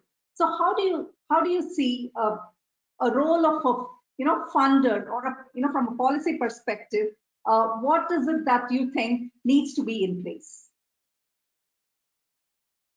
So first of all, I think we really need to flip that narrative on its head, both with engagement with communities and engagement with policymakers. And I think it is starting to happen, but I think there isn't really a sort of conflict between improving air quality and improving development. I think improving the sort of linkages prove that sort of improving air quality leads to sustainable development, and improving air quality is a sort of integral part of sustainable development strategies. And we see that in the case of India and a lot of other developing countries, where some of the problems that are causing air pollution are really linked to challenges of underdevelopment, such as waste burning, or such as cooking in households with wood. If we're able to sort of leapfrog to cleaner technologies, this would improve development and help address air pollution. And even in other areas where there's sort of rapid development occurring, but that this is sometimes also linked to the kind of burning of fossil fuels, we're seeing new technologies emerge, such as renewable energy and electric vehicles. And with greater sort of technology development, I think we'll start to see that across different industries being able to achieve cleaner technologies for development and develop in more sustainable ways. So I think that is key, is sort of flipping this narrative on its head and really approaching the two in an integrated fashion, and engaging strongly with the policymakers, but also the wider public, to ensure these linkages are understood. I think the second, in terms of the kind of cost factor that you mentioned around increasing air quality monitoring, I think there's also a lot of innovative developments happening there. So there's the traditional air quality monitors, which are very expensive, but there's also new forms of monitoring, such as low-cost sensors and satellite data, and innovative combinations of being able to use traditional reference grade monitors with low-cost monitors and satellite data to create sort of multi-layered high-resolution data. So I think we're also learning how to be able to create and access data at slightly lower cost than before. And I think that's also something that has a lot of potential. Here in India, we've worked with IIT Kanpur and the Maharashtra State Pollution Control Board to support a pilot project in Mumbai that looked at 4 different Indian startup sensors. and their performance against reference grade monitors, and the results there were really sort of promising in terms of the potential of how these could be utilized. So I think that's a sort of very specific dimension on the cost piece, but more widely, I think really need to see air quality and improving air quality as a part of sustainable development and not something that's going against it. Thank you. Thank you very much for that, Priya. So now over to you, Gregor. One thing that kind of stood out in your presentation was the concluding slide, which talked about, of course, that was with respect to the global level. I'm sure it kind of applies, trickles down to India as well. You said that current policy could probably offset only the economic growth, but not the ambient concentration. So what do you think? I mean, what do you think is something that would bring about that change, which is extremely important and imperative for ensuring that we are left with healthy people and healthy planet at the end of the day? Because you're addressing air pollution, you're addressing climate change also to some extent. Right. So it's that's of course the tricky question. Yeah, indeed. I mean the statement with keeping that the current policies really keep the concentration levels rather constant than reducing them. This really was also one statement for India, because we have looked at the Indian policies and the Indian situation, but to some extent it's true also on the global level.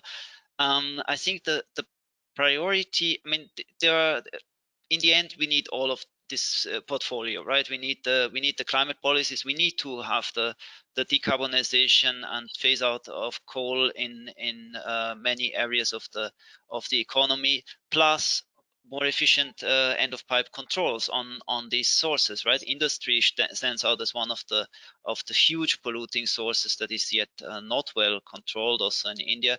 But then there are other sources that you can sort of, in some cases, you can even make a faster transition because you don't have that large lock-in as in of course in the power sector, when you have your power plant and it stands there for 40 years essentially.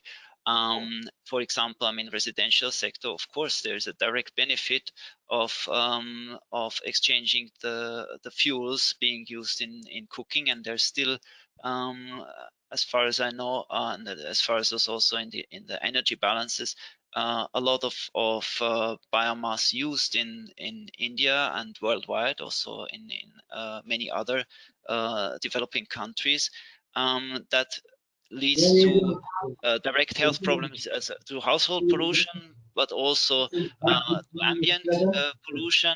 At the same time, also may put the additional pressure on ecosystems if it's not sustainably harvested, etc.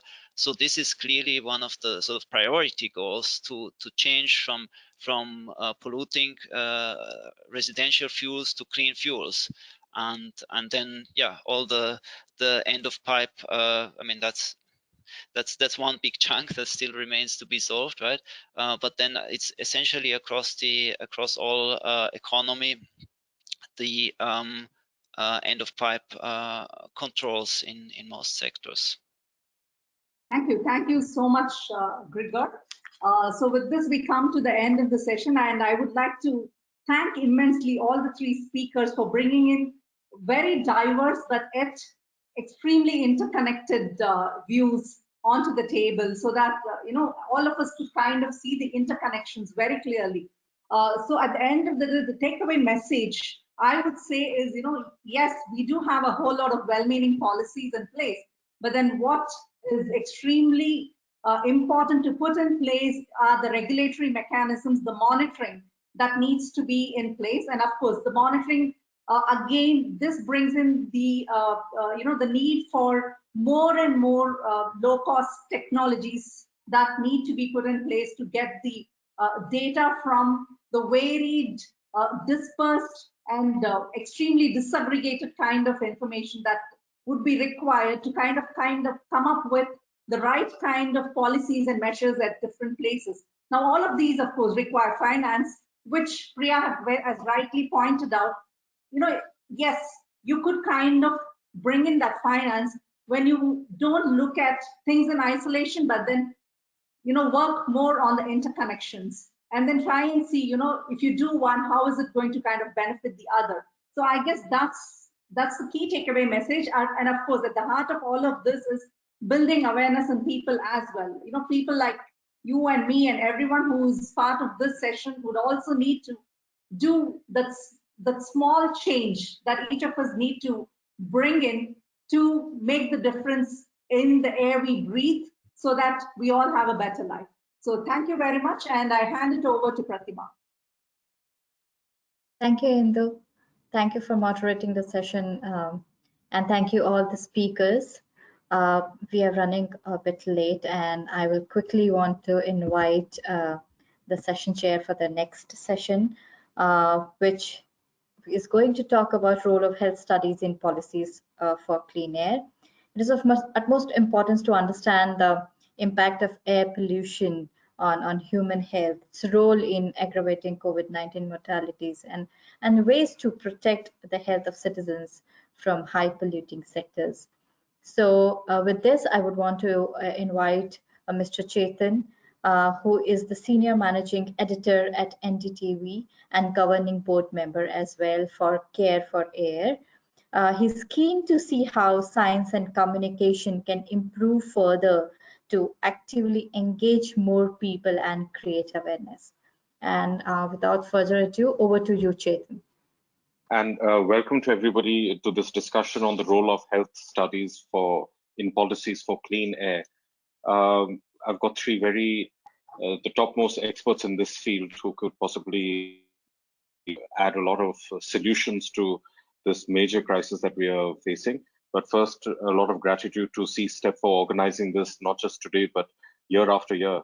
And in 2020, India had 9 cities in the top 10 of the worst polluted. So this is a discussion that I'm really looking forward to, and I'm sure many people are. But let me introduce my panelists first. Joining me is Dr. Arvind Kumar of Medanta and founder of the Lung Care Foundation. It's a non-profit devoted to creating awareness about air pollution and its devastating health effects. And Dr. Kumar is, of course, renowned for his urgent but simple messaging on the crisis and has been one of the earliest activists and earliest proponents of this, that we really need to do something. Dr. Daniel Greenbaum is the president and CEO of the Health Effects Institute. He leads HEI's efforts to bridge the gap between science and policymakers. And HEI is, of course, well known for the state of global air that they put out regularly once a year, which is a vital document on this crisis. And Professor Vivekanand Jha is the executive director of the George Institute of Global Health in India, where he manages a large program of work around non-communicable diseases. Welcome, everybody. And if I may start with Dr. Kumar first. We're speaking at a time plumb in the middle of this pandemic, which never seems to end. Several studies have linked air pollution with COVID, and these are largely statistical links. But the reason is fairly forward, right? Battles easily fairly straightforward. So the air pollution is your respiratory system, which makes it easier for the coronavirus to infect the body. But you've seen on the front, how much worse are COVID patients because of the air pollution we see?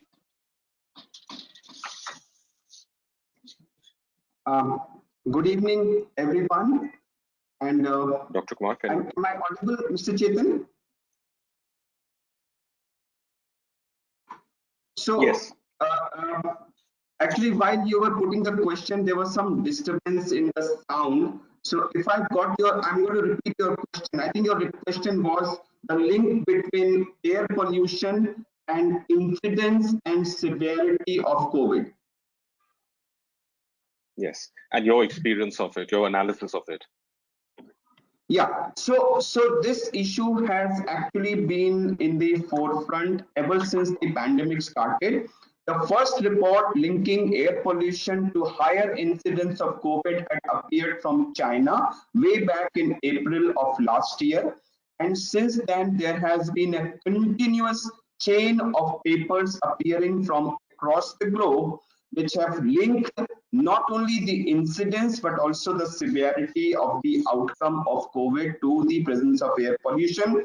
The most notable of them being a study from Italy, which actually make a heat map of the PM2.5 levels across the country and a heat map of the COVID-19 incidence and mortality. And there was an absolute carbon copy, so high in areas with higher incidence of PM2.5 had much higher rate incidence of COVID and also the mortality. There was also this study from Harvard, which looked at about 300 counties and correlated PM2.5 levels to mortality and showed direct linear correlation between increasing levels of PM2.5 and also the COVID-related mortality. There was also a study from Europe which actually looked at nitric oxide levels and also found a direct correlation between nitric oxide and the COVID mortality. And the reasons are not far to seek. As we all know, people who have pre-existing diseases like lung disease, hypertension, diabetes, heart disease, all of which are known to occur with higher frequency and more severity in pollution afflicted communities.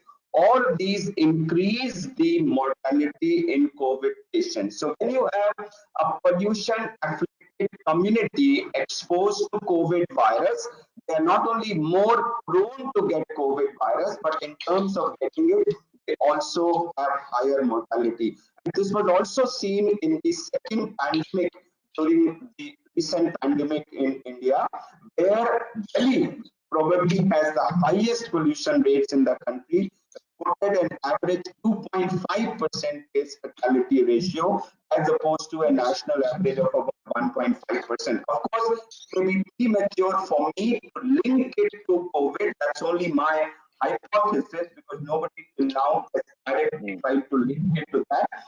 Fact remains that Delhi has highest levels of pollution, and Delhi did have a mortality in COVID in the second wave, which was higher than the national average. So, Mr. Chetan, there is enough evidence from around the globe available which directly links COVID-19 incidence and mortality to air pollution status of that area. Mr. Chetan.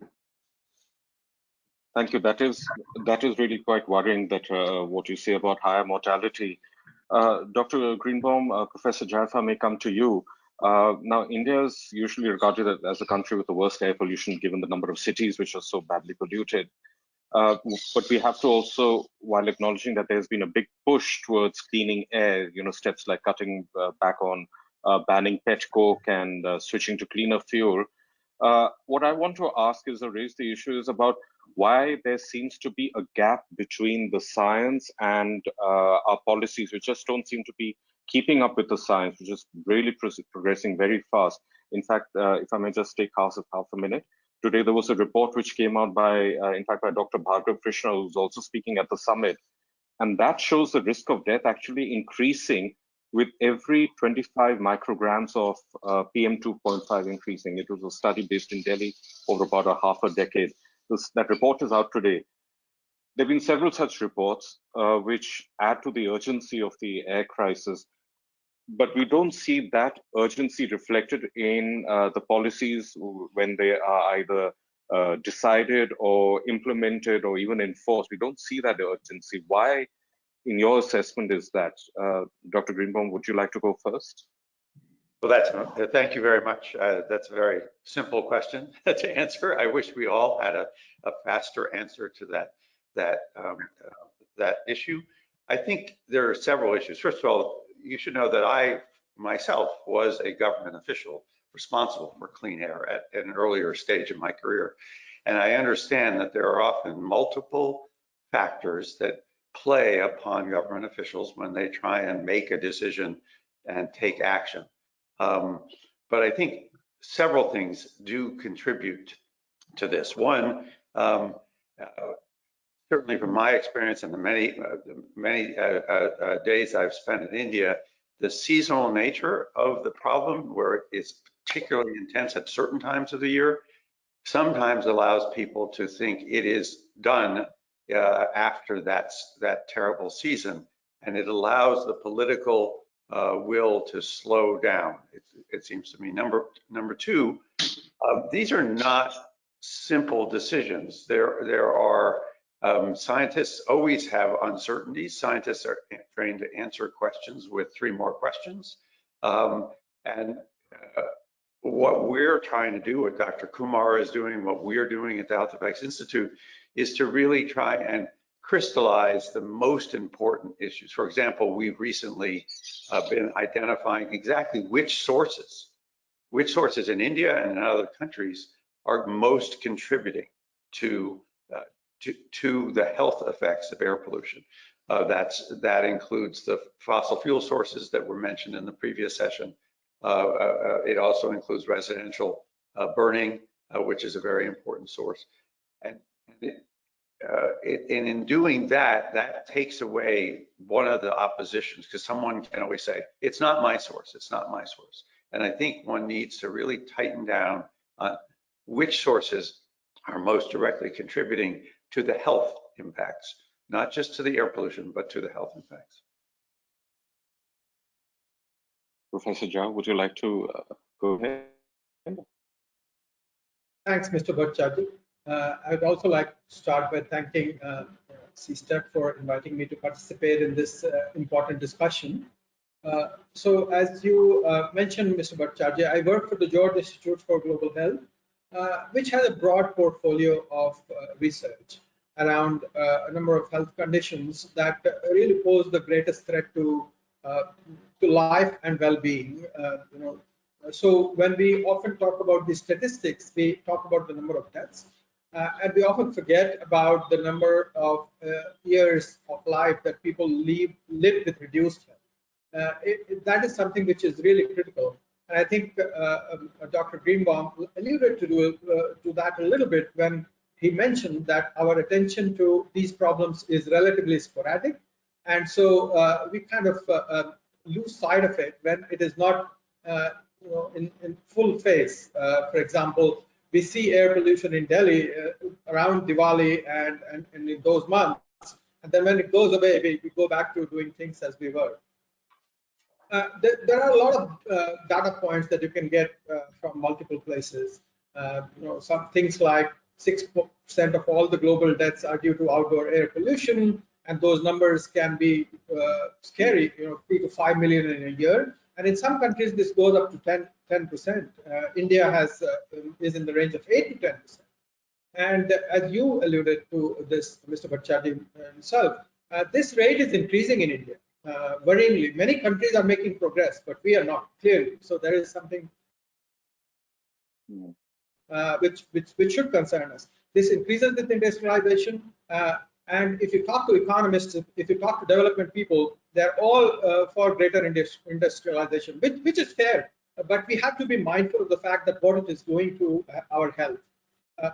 The link between pollution and death rate is ecological, and we often conflate that as being causal as well, although there is a very strong reason to believe that that indeed may be so. It's been suggested that outdoor air pollution reduces life expectancy by 3 years, which is actually greater than the reduction in life expectancy due to smoking, malaria, and these causes. This is something we need to talk more and more about. This link between air pollution and reduction in our health needs to be made more accessible to people. It shouldn't be just in the realms of academic discussion.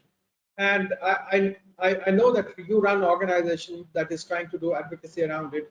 We need to work together. How can we convey this link more and more, by way of an Amul advertisement to the people of the country?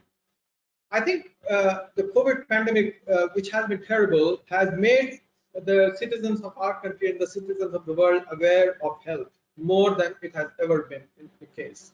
And COVID pandemic, hopefully with vaccination and all of that, we will we'll control it to some extent, but air pollution is going to be the major threat, in addition to other elements of climate change as well. And the first start that we can make in this is to reliably and find a robust way of measuring the level of pollution and the impact it has on different aspects of health. What it will allow and help us to do, and I can say this as a researcher, is to identify what should be our targets. We will set our targets in a way that is responsive to the resources that we have and the targets that we can set in light of our values and preferences.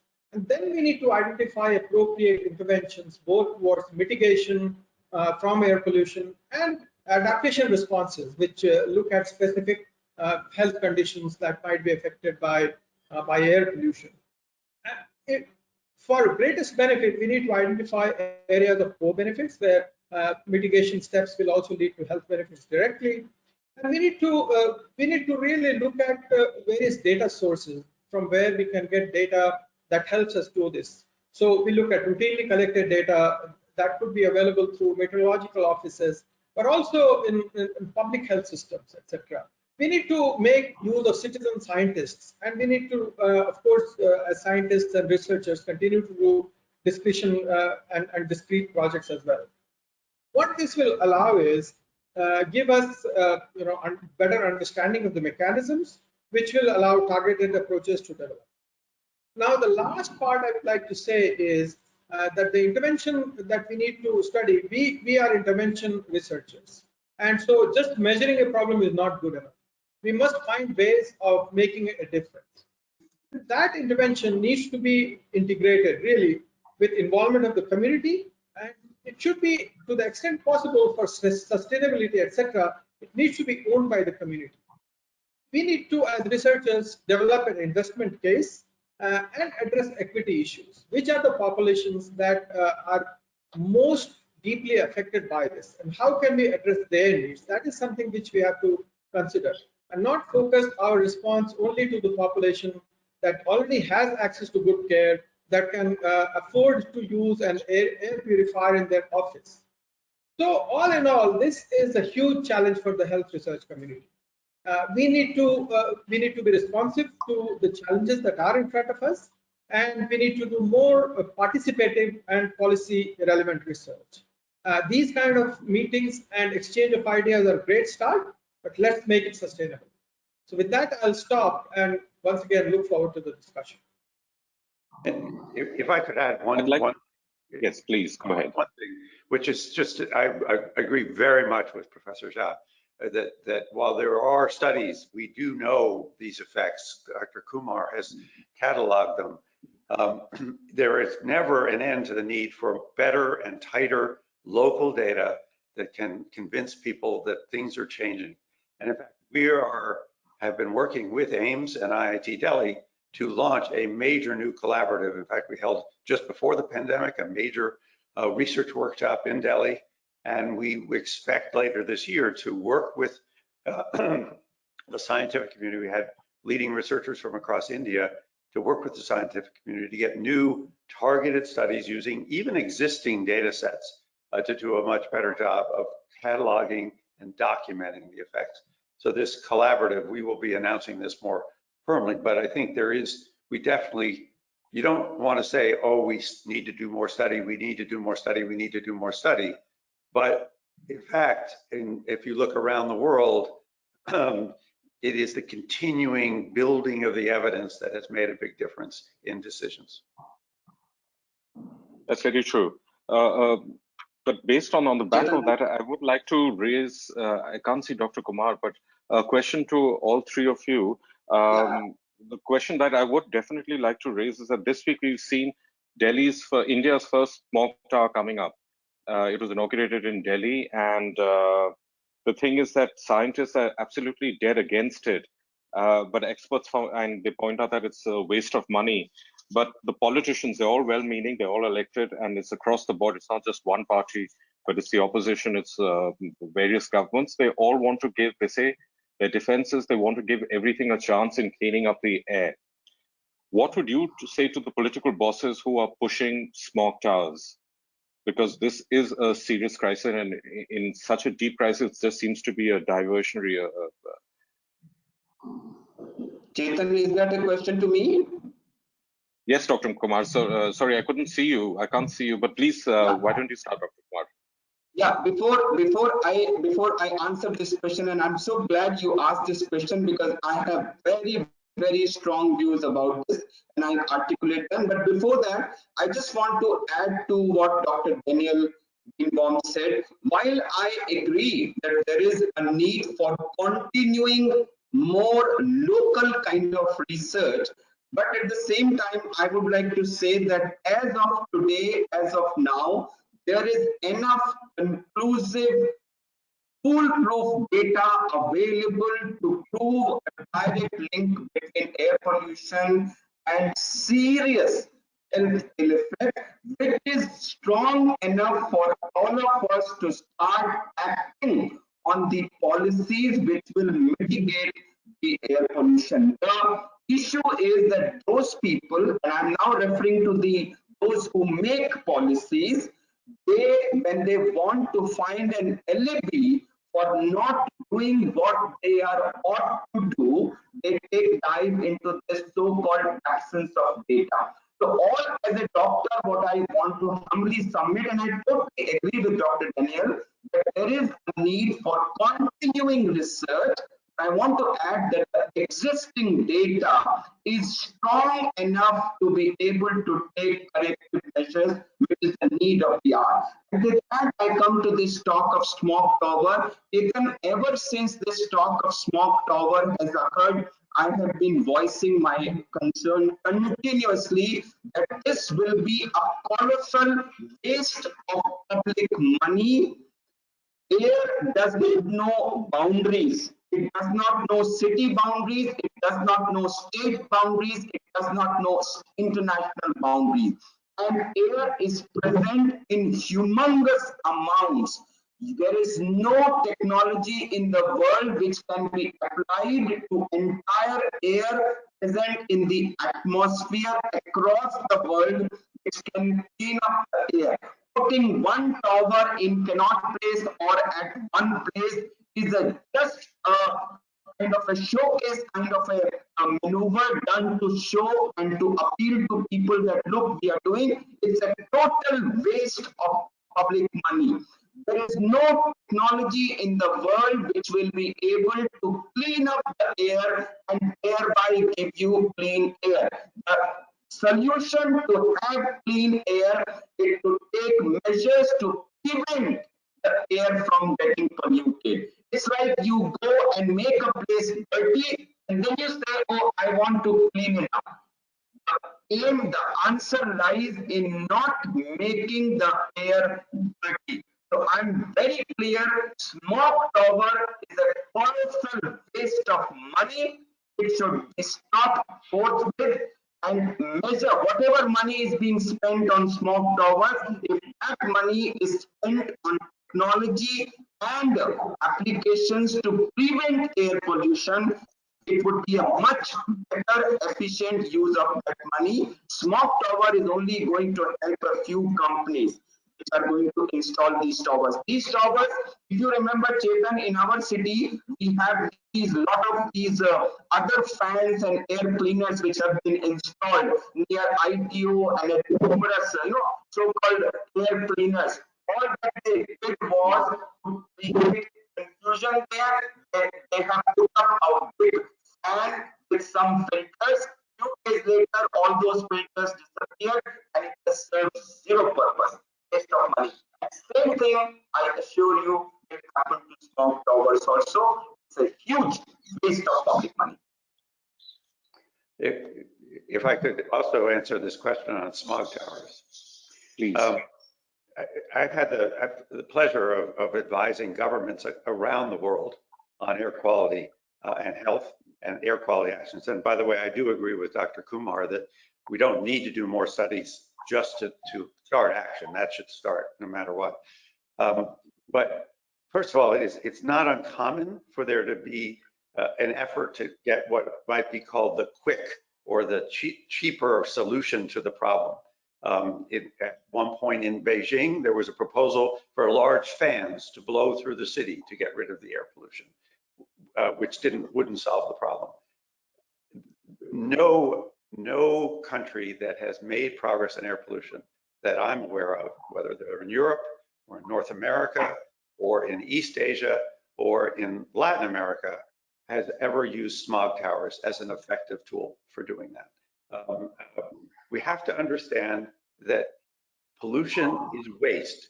It's economic inefficiency because we're burning things and wasting fuel, and economies will only get better, pollution will only get better if the focus is on the source, on reducing the pollution at the source, which is what all the government programs should be doing. The National Clean Air Program does try to do this.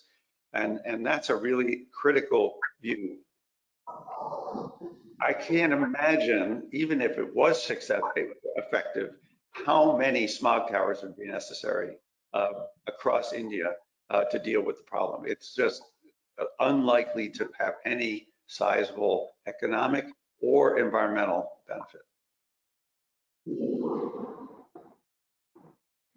Some scientists in Delhi have estimated 2.5 million would be required in just Delhi alone. Professor Jha, would you like to address that question, please?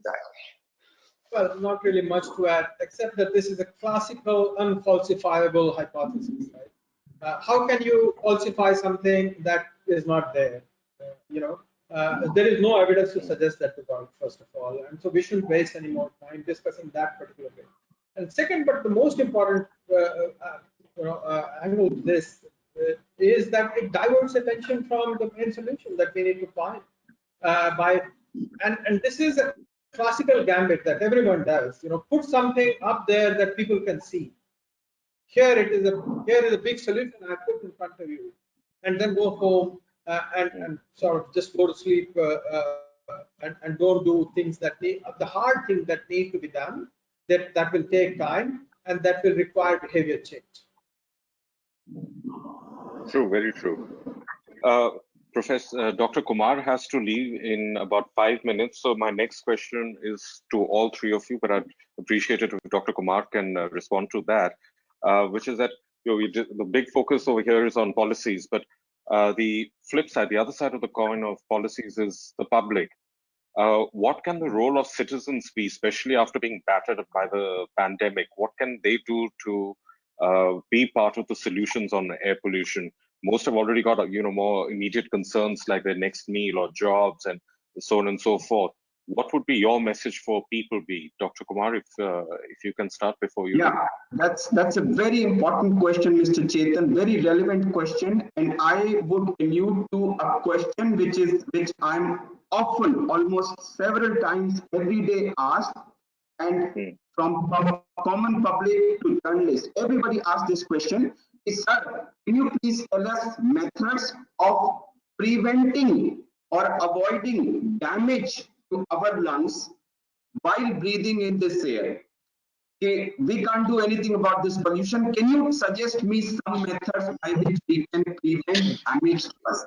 And I tell them this question is like saying that I'm wearing a white safari and I'm going to jump into a dirty pond. How can I prevent my safari from getting dirty? There's no way you can prevent. So I tell them, why don't you ask this question? What can I as an individual do to prevent air pollution and to help promote this cause and to help spread awareness? So, Mr. Chetan, the fact is that air pollution is a national health emergency today. The extent to which it is causing damage to health is something we just need to see. As a doctor, I see the effects every day. 50% of my lung cancer cases today are so-called non-smokers, and this data is from 25 years back. This figure used to be 5% non-smokers, and today 50% of my lung cancer patients are non-smokers. They are not true non-smokers. They are so-called non-smokers because I always state that there is no true non-smoker in India. Everybody in India is a smoker, including a newborn, because the newborn also inhales the same air. And if you have high levels of PM 2.5, in terms of damage, it is equal to cigarettes. So the newborns also become smokers. So air pollution, Mr. Chetan, is a very serious issue. The entire country, the entire population needs to take notice of it. We doctors, I think, have a major role to play in spreading awareness about it because it's a health issue. So I think it's our duty to spread the awareness. And only when there is awareness will there be awakening. And when there will be awakening, there will be action by them to clean it up. Thanks, Dr. Kumar. And I guess you'll be leaving right now. So thanks very much for joining us. But I would like to take the same question to Professor Jawan. How would you crack this problem on convincing people that this is a daily issue and as important, perhaps as important as your daily livelihoods and your daily health, education, job concerns? Right. That's, I think, one of the most important questions that we need to address. As academics, we are often concerned about and content with really addressing our own community of researchers, so it becomes a kind of in-group conversation. What we need to do really is to make this now more accessible and democratize this information. Get it to people in a way that they can understand it. We have to have society as our allies in this fight. We cannot win it just by ourselves as academics or as activists or as policymakers. The people have to be convinced eventually, and they need to be convinced with arguments that they can understand. But they also need to be presented with solutions that they can use in a default mode, right? It's not good to just ask people to do things and put the onus on them.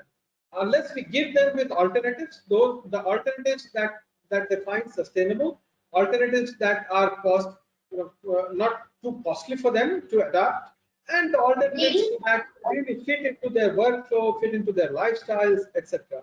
So we have to work with the society to find solutions, and we have to then implement those solutions in a way that works for most of the people.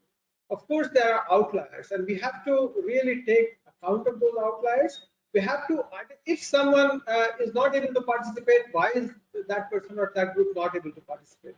There have to be structural reasons, and we as a community have to make sure that we address those structural reasons so that the inequities that are inherent in implementation of any new program are addressed, because this is too big a problem to be ignored.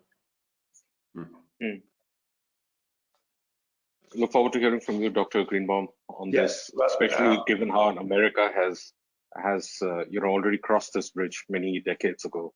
Well, and I'm always hesitant to go too quickly to say, well, just because we did it this way in America, it should happen this way in India, because of course the countries have their own rich histories and differences. But I think Professor Jha made a good point. I think the academic community does its research, it does its estimates of what the health impacts are. But in part, when we talk about mortality, the effects on life expectancy, the effects on death, that doesn't necessarily translate down to the daily experience of people and how they do that.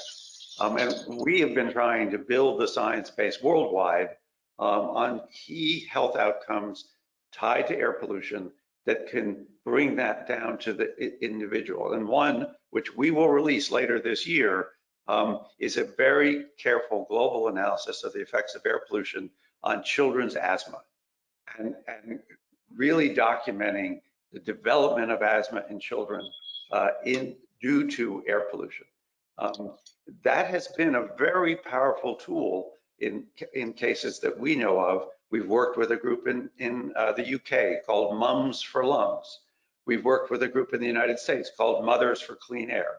And when the hard evidence can be then used to get, because many parents have children who are dealing with asthma, who are frustrated about that, and there is no stronger link in the air pollution literature than the link between air pollution and asthma. So sometimes that specific health outcome can make a difference in how people are seeing the problem and can elevate the importance of speaking out about the problem, recognizing that every parent, every family is struggling to put food on the table, to keep a roof over their head, and a number of other things. But we have seen it over and over again actually make a difference, because there's a difference between an eminent scientist appearing before government officials and a group of very articulate mothers or fathers doing that. Very true. Very true. In fact, to just take that particular point forward, we are at a time when everyone's pretty fed up of the pandemic, and there are both the government and people, and everyone is desperate to get back to business as usual. Now, business as usual in terms of emissions is very bad news. So in your assessment, do you think there will be a lower appetite to actually now push through these policies of clean air to cut air pollution? And if so, then how should experts such as yourself and Professor Jha actually speak up? What role can experts and scientists play at this critical juncture? Dr. Greenbaum, why don't you go first? Yes, and then we can. Sure. Well, first of all, I would say certainly we're no different in the United States. We are tired of COVID, and we would like to be done with this. There is this constant tension between trying to go back to normal, but then also dealing with continuing variants and various other things.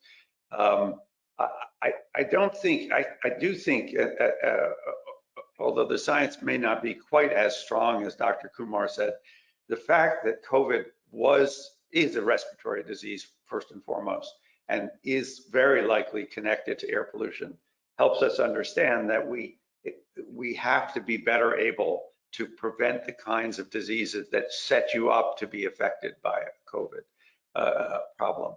I do think that it's always harder to take action on environment in general and on air pollution specifically if your economy is not as strong as it has been. That's been true. We've made less progress in other parts of the world in recessions than we do at other times. But I think, and we're certainly banking on this, that the continuing and renewed interest in this, we fully expect that this winter in fact, the last several winters have gotten progressively worse in Delhi, despite the actions. We do expect that this will return as an issue that needs to be addressed, not just in India, but in other places around the world.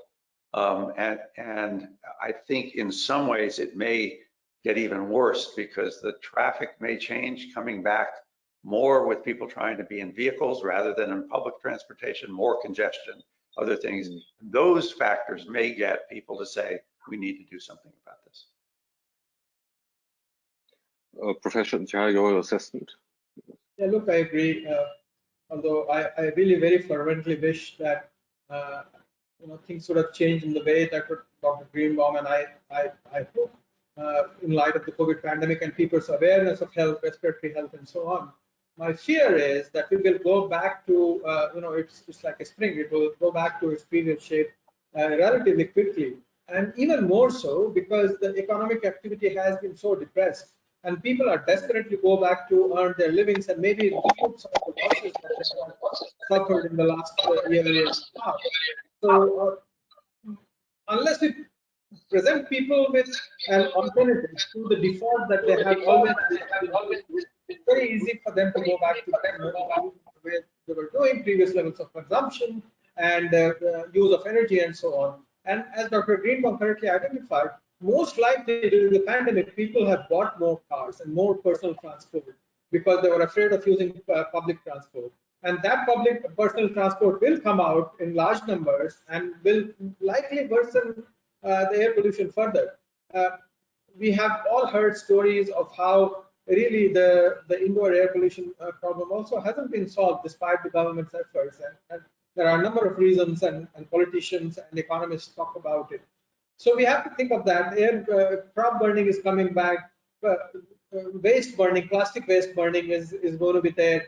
unless we present people with alternatives, they will continue to be indulging in the same behavior.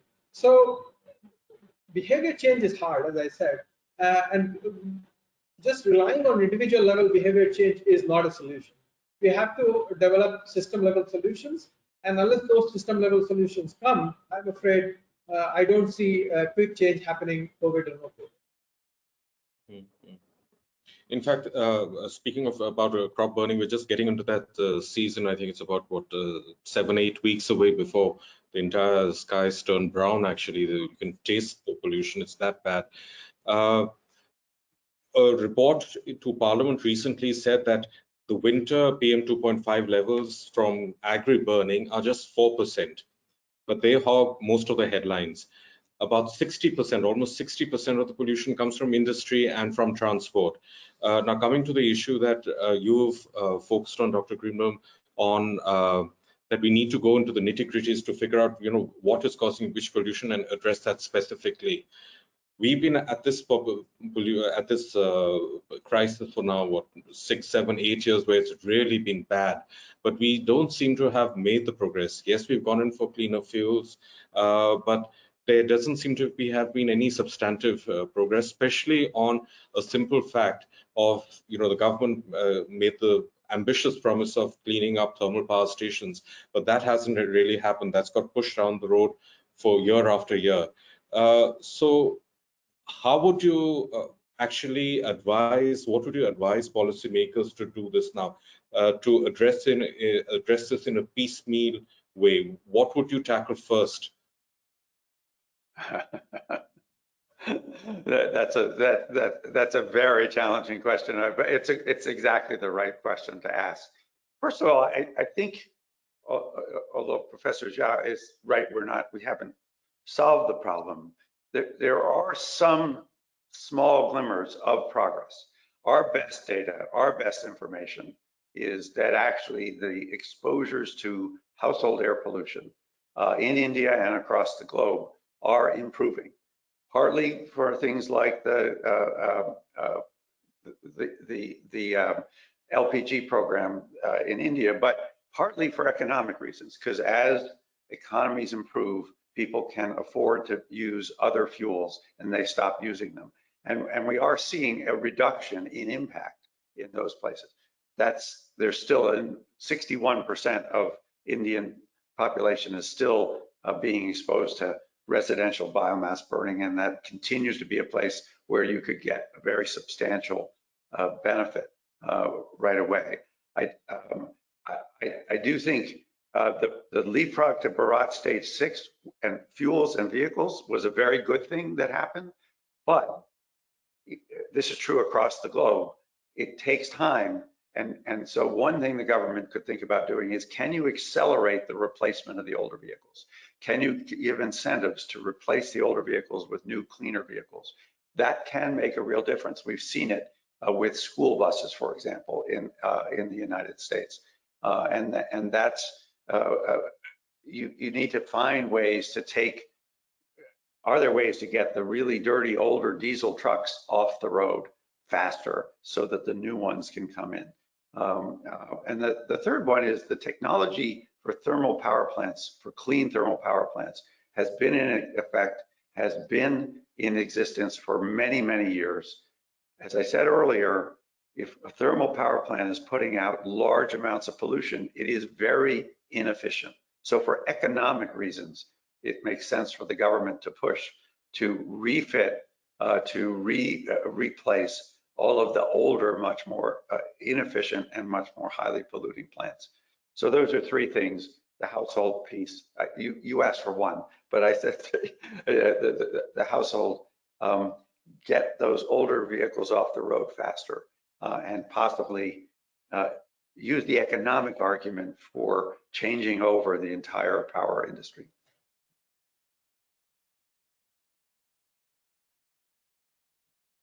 Professor Jha. Look, I agree. I think the quickest win, I would agree with Dr. Greenbaum, is to go after the vehicles. I think we need to make some investment. That can be done relatively quickly. If we can get all the old ancient trucks that that fly on Indian highways day in and day out.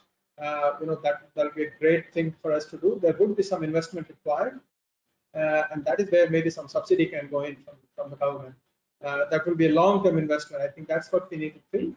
The second one is, of course, the power plants, but that will require a longer and longer in investment. But I think we need to proceed with all of them in parallel. It is not one after, but we need to identify where we can get the quickest wins. I think we're getting pretty close towards the end, but I think there have been a couple of questions. So there's one which I think Professor Jha, if you could tackle, from Shailendra Yadav. His question is related to ultrafine particulate matter, which is mostly generated by vehicular emissions in urban areas. He asks, is there any correlation between the transmission of COVID-19 and the concentration of these ultrafine particles?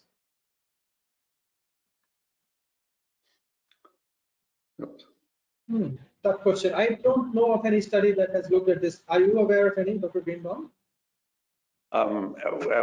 We actually, a group of us from Europe and the United States recently just published a review of the literature in the European Respiratory Journal. There are some studies, as Dr. Kumar said, that do tie particulate matter exposure to increased rates of risk from COVID.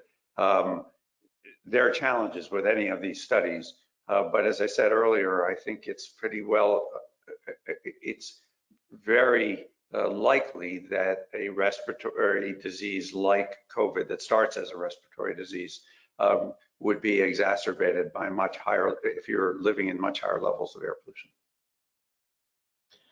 One more question by Tarundeep Singh. His question is, how much relative contribution of waste to energy power plants when compared to fossil fuel plants with respect to health-related issues is due to pollution caused created by their respective emissions?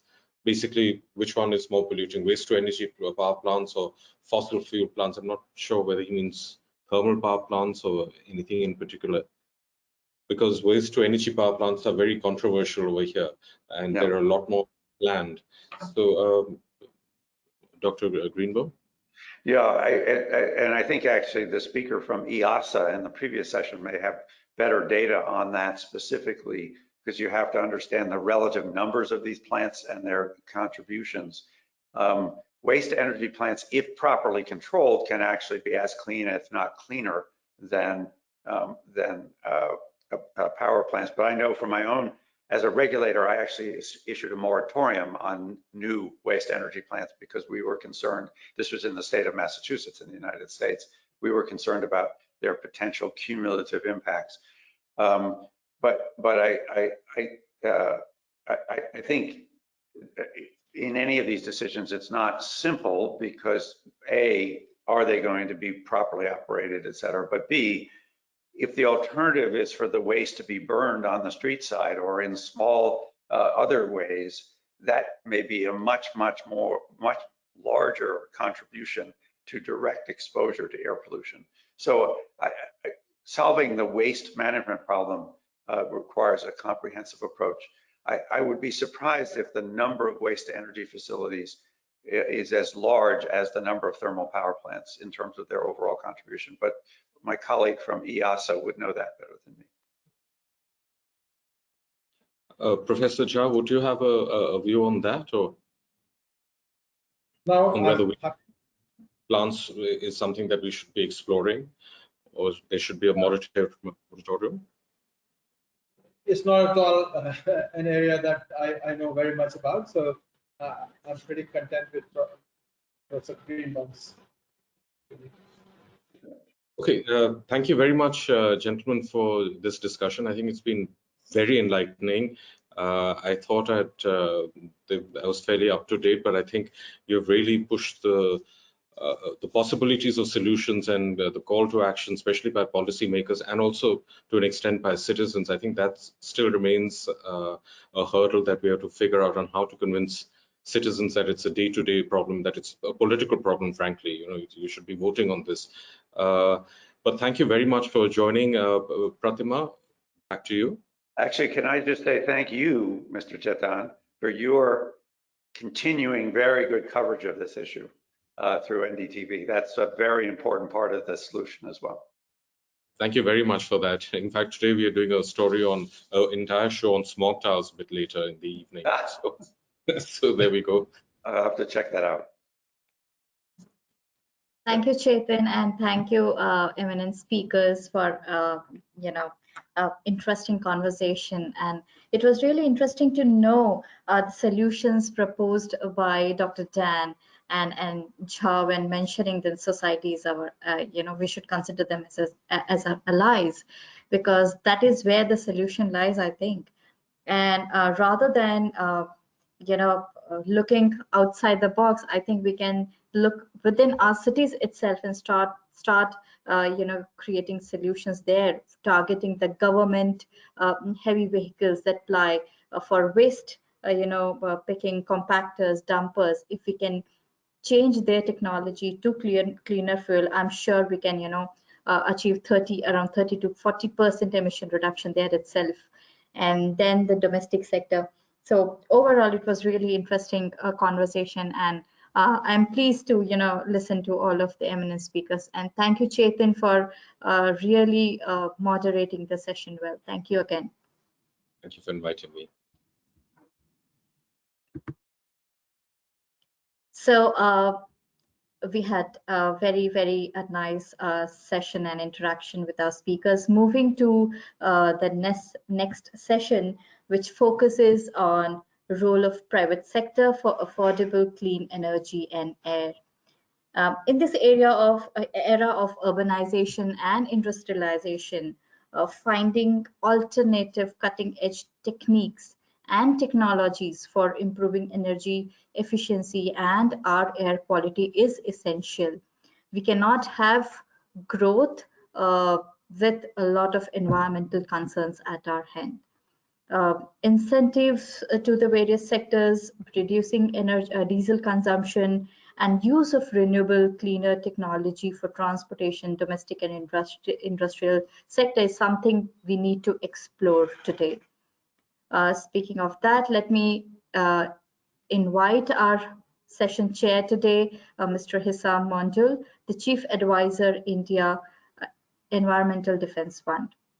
Mr. Hissam is one of the world's leading environmental organization, EDF, that seeks to contribute to an Indian pathway of shared, healthy, low-carbon prosperity.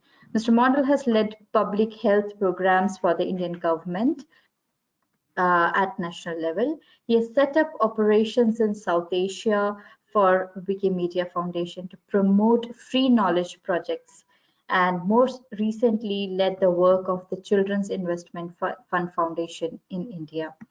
And over to you, Hissam. Thank you.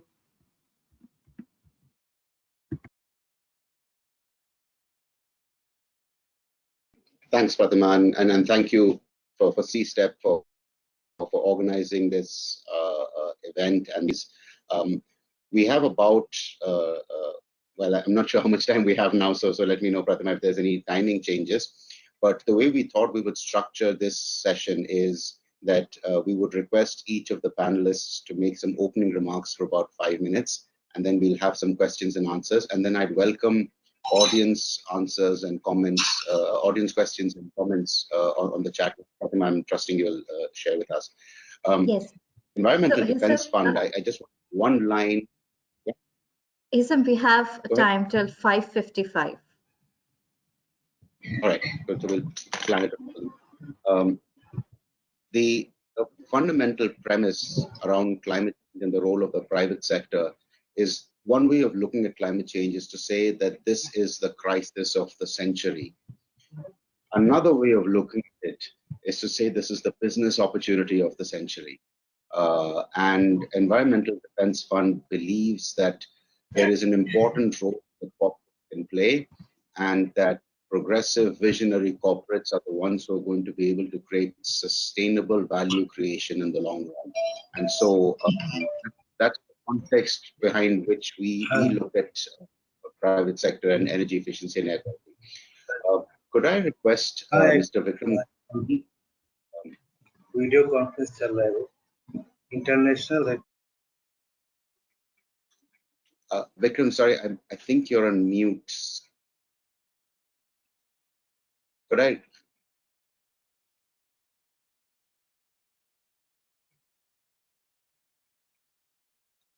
I'm sorry, we still can't hear you.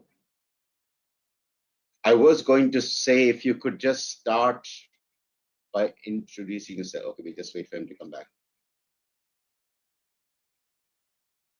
Mr. Das, good evening. I think Mr. Gulati got knocked off and is hopefully back on now. Am I audible? Yes, you are. Okay, sorry about that. Extremely sorry. And good evening to you all. And at the outset, let me thank you for having me here to share our thoughts. So in the beginning, briefly to basically set the context, if you look at the air quality issue, it's not about the regulated emissions, which a lot has been discussed, so I'll not go in that direction. It's also about the carbon emissions that are going to be critical going forward. And I was just referred to some facts from the IEA's latest India Energy Outlook, which basically states that even if we are able to have a 450 gigawatt renewable energy target by 2030 achieved, India is still going to be amongst the largest emitters with 50% rise in carbon emissions, which is going to be largest for any country. And if you look at sector-wise, two sectors are going to be big emitters. One is industry, another is transportation, surely because of the huge increase that is going to be seen in these two sectors.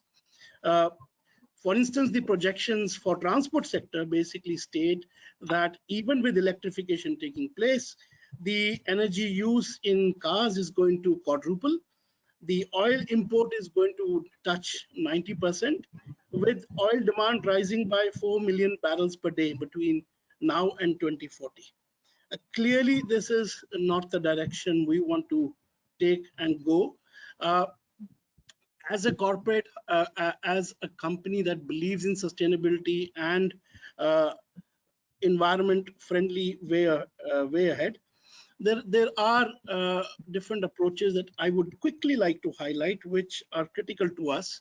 One, of course, we no longer see ourselves as an automobile company alone. We look at ourselves transforming into a mobility service provider. And therefore, that reflects the transition from just making cars to addressing the solution of mobility. Second point, which is very critical, is Toyota has, from the very beginning, emphasized on life cycle impact and well-to-wheel impact, because there's no point trying to address tailpipe when the pollution is just being shifted elsewhere. And I think a lot of that was talked about in the previous session also. And this reflects essentially in the technology connect that you want to get for each economy, because each economy is very unique in terms of its energy mix. So while Toyota has a 2050 target globally of zero carbon emission on a life cycle basis, so we want to go at least 90% reduction from our 2015 levels to 2050, not on the vehicle alone, not on the manufacturing side, but also taking responsibility for the entire value chain, from manufacturing, raw material extraction, its conversion, to the end of life of the vehicles. So first and foremost, we believe that corporates have to start looking at the wider issue of well-to-wheel and life cycle. Second critical thing that we believe that is important is that each country is going to have a very different solution, simply because the energy mix is different. Yesterday, for instance, we heard from Brazil how they have tremendously reduced carbon emissions as well as pollution, taking a bioethanol pathway clubbed with electrification. So they are using flexi-fuel vehicles as well as flexi-fuel hybrid vehicles, which was an eye-opener for us here in India. India currently energy mix is in terms of primary energy as well as electricity generation heavy on coal, and therefore we need to convert as fast as possible the shift away from fossil fuel. The other point that we need to look at is that we have to act today, not tomorrow. So what we put on roads today is going to have an impact 15 years from now, because the life cycle of a vehicle, operational life cycle, is 15 years. So even if, let's say, a very small, simple simulation done by BCG to kind of emphasize this aspect is that today a car industry totally sells around 3.5 million cars per year. Now by 2030, this is going to rise to around 9 to 10 million cars per year, new vehicles sold. Now, if I were to even achieve the stated ambitious target of 30% electrification, that time I'll be selling 2 times more petrol or diesel cars, because 70% is going to be non-electric. So the key really is, how do you address that 70% in addition to the 30%? And hence efficiency becomes the critical key factor that you have to look at. We believe India will require a multiple pronged strategy, because not only because of our energy mix, but also because of the consumer acceptance. Consumer acceptance in India is very different from what it is in Europe or in US and elsewhere. So we believe that we have to provide vehicle technological solutions which are best suited for the country's energy mix, which can get the job done faster than others by faster consumer acceptance, and definitely look at how to make efficiency a quantum jump from what it is today to the next level. Of course, government has CAFE regulations for efficiency. However, we believe CAFE regulations can get you only so far, and many countries have dabbled with and do have regulations such as taxation based on carbon emission. So carbon-based taxation, which is nothing but a taxation based upon rewarding or penalizing based upon how efficient you are in terms of energy usage, which makes tremendous sense. So we also believe that if in India we were to adopt similar regime, we could see a quantum jump in terms of the efficiencies, not only in the automotive sector, but also in many other sectors which are energy intensive, for example, air conditioners, etc. Going forward, just to conclude within the allocated time of 5 minutes, I'd like to just mention that here in India, we've been working very seriously towards achieving these global targets that have been set. And I'm happy to report that in India, our plant is amongst the cleanest globally. We rely around 93 to 95% on solar energy. We've done tremendous amount of Kaizen on energy efficiency to reduce energy requirements as a key root problem solution to the problem. And we've also addressed simultaneously the issue about water requirements, since that is a very, very scarce resource. And today, most of our manufacturing water is sourced in-house, either from recycling or from rainwater harvesting. Similarly, we've done huge amount of afforestation to capture the carbon, whatever we are emitting, and hopefully within a year or so, we'll be officially announcing being a carbon neutral manufacturing plant here in India. Not to rest with this, since we are committed to life cycle carbon emission reduction, we've already started to work with our supply chain and dealers on the techniques and the interventions that we have introduced in our plant. And these are like model templates, which are now being rolled out by our suppliers, tier 1 suppliers, tier 2 suppliers, and dealers, so that our value chain efficiency can also go up, and thereby reducing both the energy requirement and carbon emissions.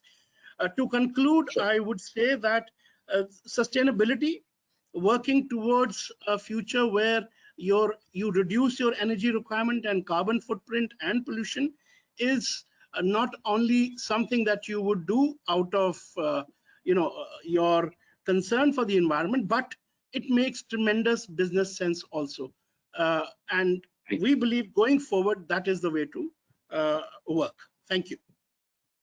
Thank you, Vikram. Thanks so much for that. I took 3 key messages from from what you just said. The first is your very, very last point.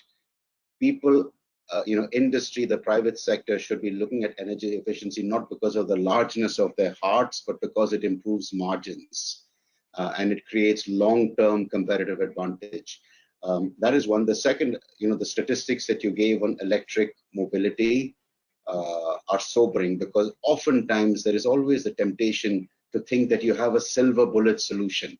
The electric vehicles policy in India is fantastic and it's a really good start, but on its own, it will not address the problem precisely for the reasons that you said. And I also thought you gave food for thought about how we bring about incentives in terms of taxations or benefits or penalties. We need to have market-based forces that allow for incentives to find a natural place. The added advantage once you have that is if there are incentives, then there is typically stronger reporting and monitoring that follows from that. So thank you so much for that. Mohit, if I could ask you to join in. This is from Mohit from the Confederation of Indian Industry. And what I was going to ask you is, if you could just briefly introduce yourself and give some opening remarks. Would love to hear Indian industry's perspective around air quality. Oftentimes people think about it as a, as a common person on the road feel it, but what is industry doing, thinking about it? And it's my pleasure to share, my experience from working with the industry for the past 2-3 years on this topic. In fact, Mohit, can I interrupt? Your audio is not coming too clearly. I don't know if it's, unless I'm the only one who's. It might be noise from my I'm trying to post on other files so that this is minimized. It's also more efficient, I think, to do that. So I hope it's better now. Slightly better. Maybe what I could do, and Mr. Gulati, if I could request you all.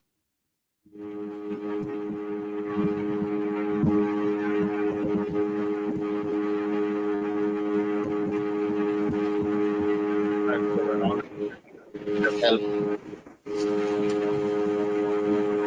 So is it any better?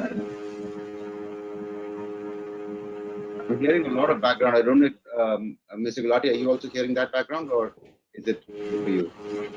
Okay. I think my computer is the culprit. I suspect if there's anything I could do. But if I'm audible, then or maybe I would basically invite other panelists to share their views, and then maybe I come in afterwards if that you think is better. So let's try that. Pratima, can you come back on, please?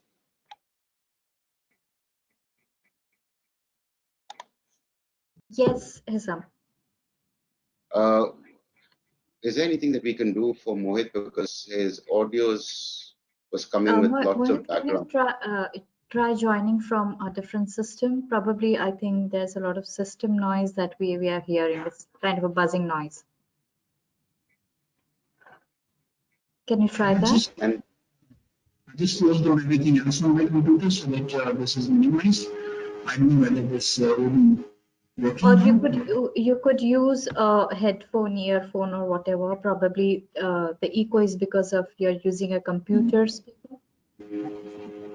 Unfortunately, I'm in the office only for this laptop because all the other colleagues are left right now.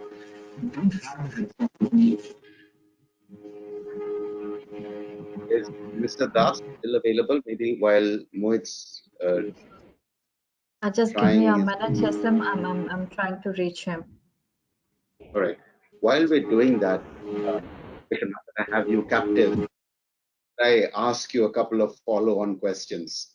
One of them is that many times when you read stuff and look at what is happening in transport, you often think about point solutions, the electric mobility or the more energy efficient fuels, etc. is there interesting work being done either in the private sector in India or outside around transport systems per se? And is there an opportunity for the private sector there? Because there's only so much climate benefits and energy efficiency that you can extract from a more energy efficient car. At some point in time, you know, the thermodynamics and then the costs, you know, the reductions stop there.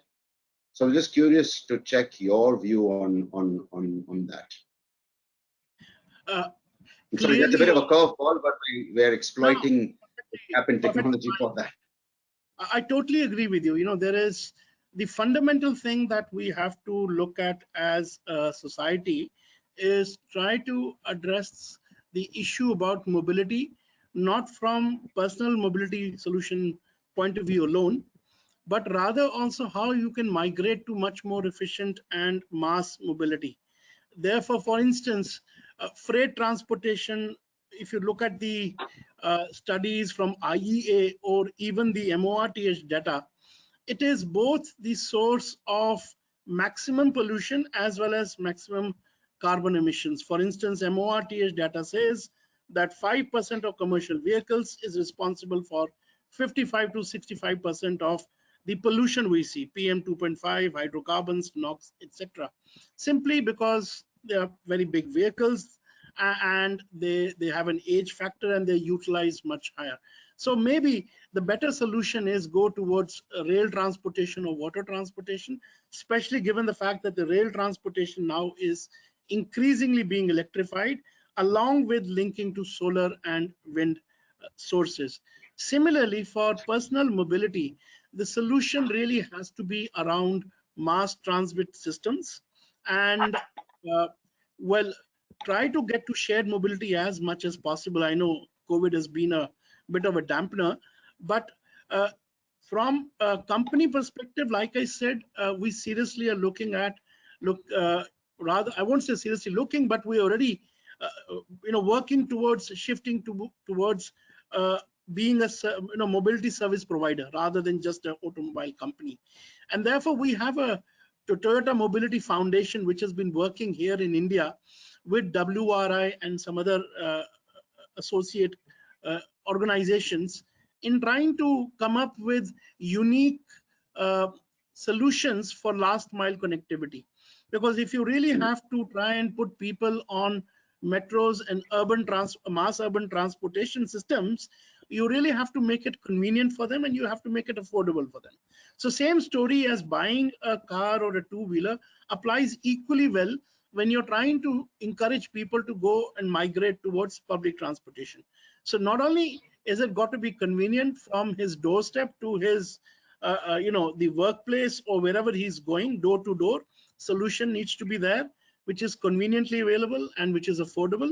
There is tremendous possibilities here around startups with very unique business models, very unique solutions, leveraging technology. We're already seeing that, we started in Bangalore and we've now kind of reached 7 cities where we've helped a lot of new ideas, startups, incubated them to come and then become viable companies going ahead. But I think a lot of that needs to be done. Given the rate at which urbanization is happening and how many how many cities are becoming super dense, that is really the way forward. And we believe in addition to providing technological solution to vehicles which match with the country specific energy mix and consumer acceptance point of view, from being clean and efficient, because that's when you will really be able to make an impact. The other big piece, which I did not mention earlier, which I think is the very big piece, is trying to migrate both freight and passenger towards mass transportation, some rapid transportation means. No, thank you. That's hugely insightful. Appreciate that. Mohit, take 2. Sure. Hope it works. Is it any better?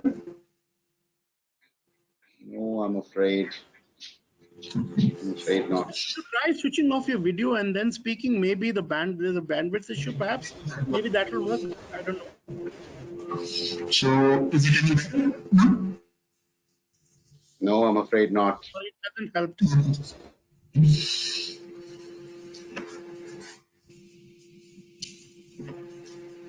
I think let's try to hear him out. I mean, if you can get his comments and then see.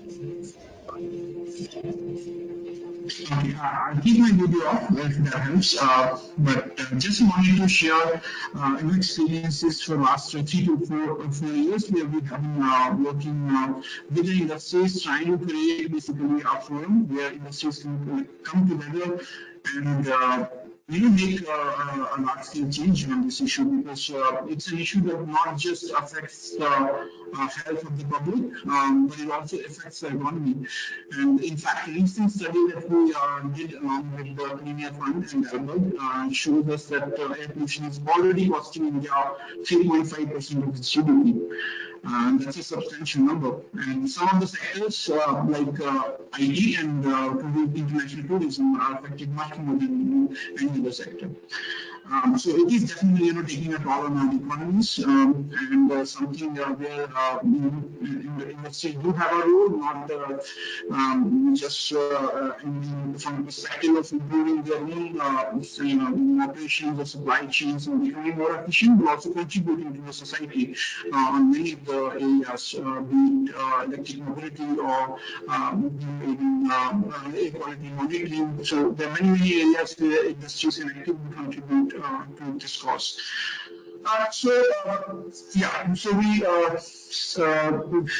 So CI has started a Clean Area Better Life initiative with the aim to, because to land a common platform to raise diverse stakeholders to come together and see how we can work out solutions together. And given CI's unique strength to do that, this platform was initiated around 2016 when air quality was really deteriorating to a very severe level in Delhi NCR. And we worked with, along with the NITI Aayog, got various industries and including public sector entities and government agencies to work together to understand what are some of the solutions which are available to us. And a lot of these measures basically range from energy efficiency to clean fuels and even to the extent that we need to look at basically new and emerging options beyond what we already have. And from there on, it has been quite a journey, and we have been engaging with a lot of industries on this issue. In fact, our dedicated forum on clean air has now grown to 50 members, and we're really hoping that we will have at least 100 members by the end of this year. And a lot of pioneers who are already there on this forum, including I would just name some of the companies like Shell, Cummins, JK Cement, even Lost Motors. They are the ones who are basically taking the lead and helping us lay out these frameworks and benchmarks for what industries are, what best examples they're setting and what can be done in the future. And I'm not really an expert on energy efficiency, so I would not really comment on that. But given my experience in air pollution and also our recent work on the cooperative management issue, and I will just reflect on something. I think the last time we heard that system level solutions are really the ones which will make dent in the air pollution scenario. And we have seen that by rolling out an intervention which is quite holistic, where we provide farmers with tools, we give them proper advisory support, we also handle them throughout the process, bring them the scientists to train the farmers, educate them. And this entire program is in fact being run by through CSR funds by our forum members who come to collectively look at this issue and solve this. And I have to say that a lot of farmers, although these system level interventions are really required to nudge the farmers and create a kind of enabling ecosystem, And now we are seeing that a lot of farmers, especially in the neighboring areas, villages, are themselves basically picking up and started doing these practices, following sustainable agriculture practices, which do not involve running. And really, the motivation for them is the productivity gain that they get out of this. And we have seen that farmers' productivity increases by 10% when they switch from running to sustainable agri practices. And this is essentially happening because the soil productivity goes up when you stop burning, and you have and so soil is more conducive to and more productive in the long run. And then also want to reflect a little bit on our experience working with industries. We also recently rolled out initiative for sustainable transportation, where we are working with the electric vehicles, largely industry players in the electric vehicle segment, and trying to understand what are really the bottlenecks and solutions for potential solutions for addressing these bottlenecks. Hi, Mohit. May I request you to please summarize your thoughts, and please go a bit slow because the voice is already muffled, and as you're going really fast, we are not able to, understand properly. So please go slow and try to summarize. Thanks. Right. So I just want to say that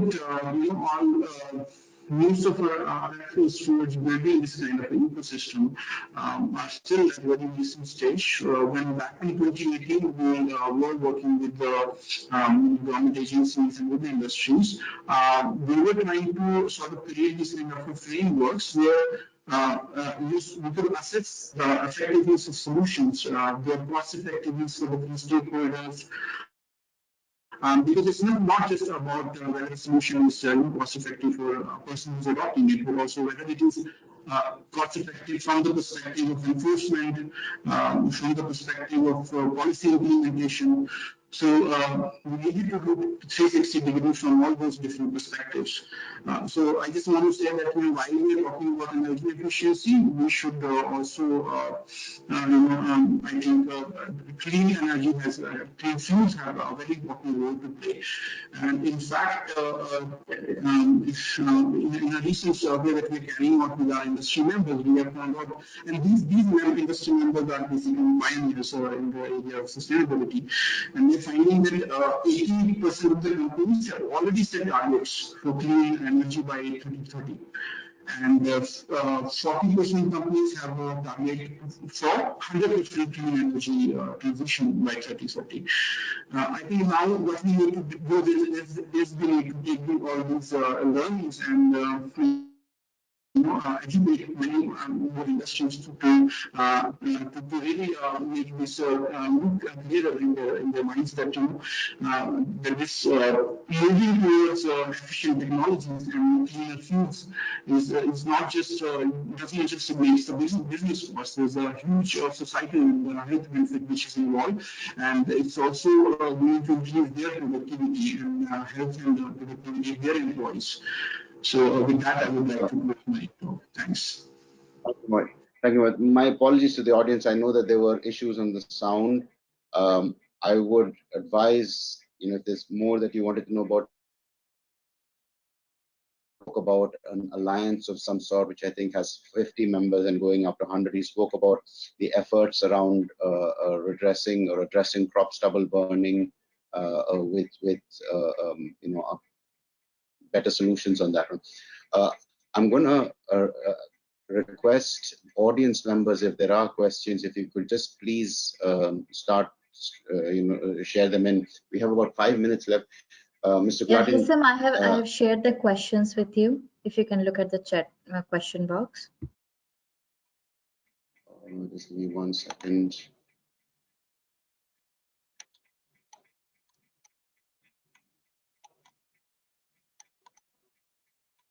Should I read out the question for you? Yes, please, if you could, that will help. Yeah, so we have a question from Sharendra Yadav, who wants to know what policy thought about carrying capacity of a particular megacity in concern of a maximum number of vehicles. sorry, if I understand the question, it is what is the maximum carrying capacity of vehicles for a city? For a mega city, yes. And what policies are there for that?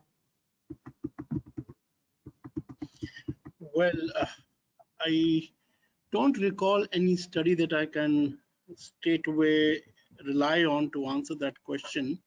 But I can tell you that many cities globally are looking at, policies such as congestion tax, heightened parking fees, to disincentivize people from using personal motorized transportation. There are also policies around non-motorized zones. For example, in Delhi, if you look at Chandni Chowk has become one area which is completely shut off to motorized vehicles.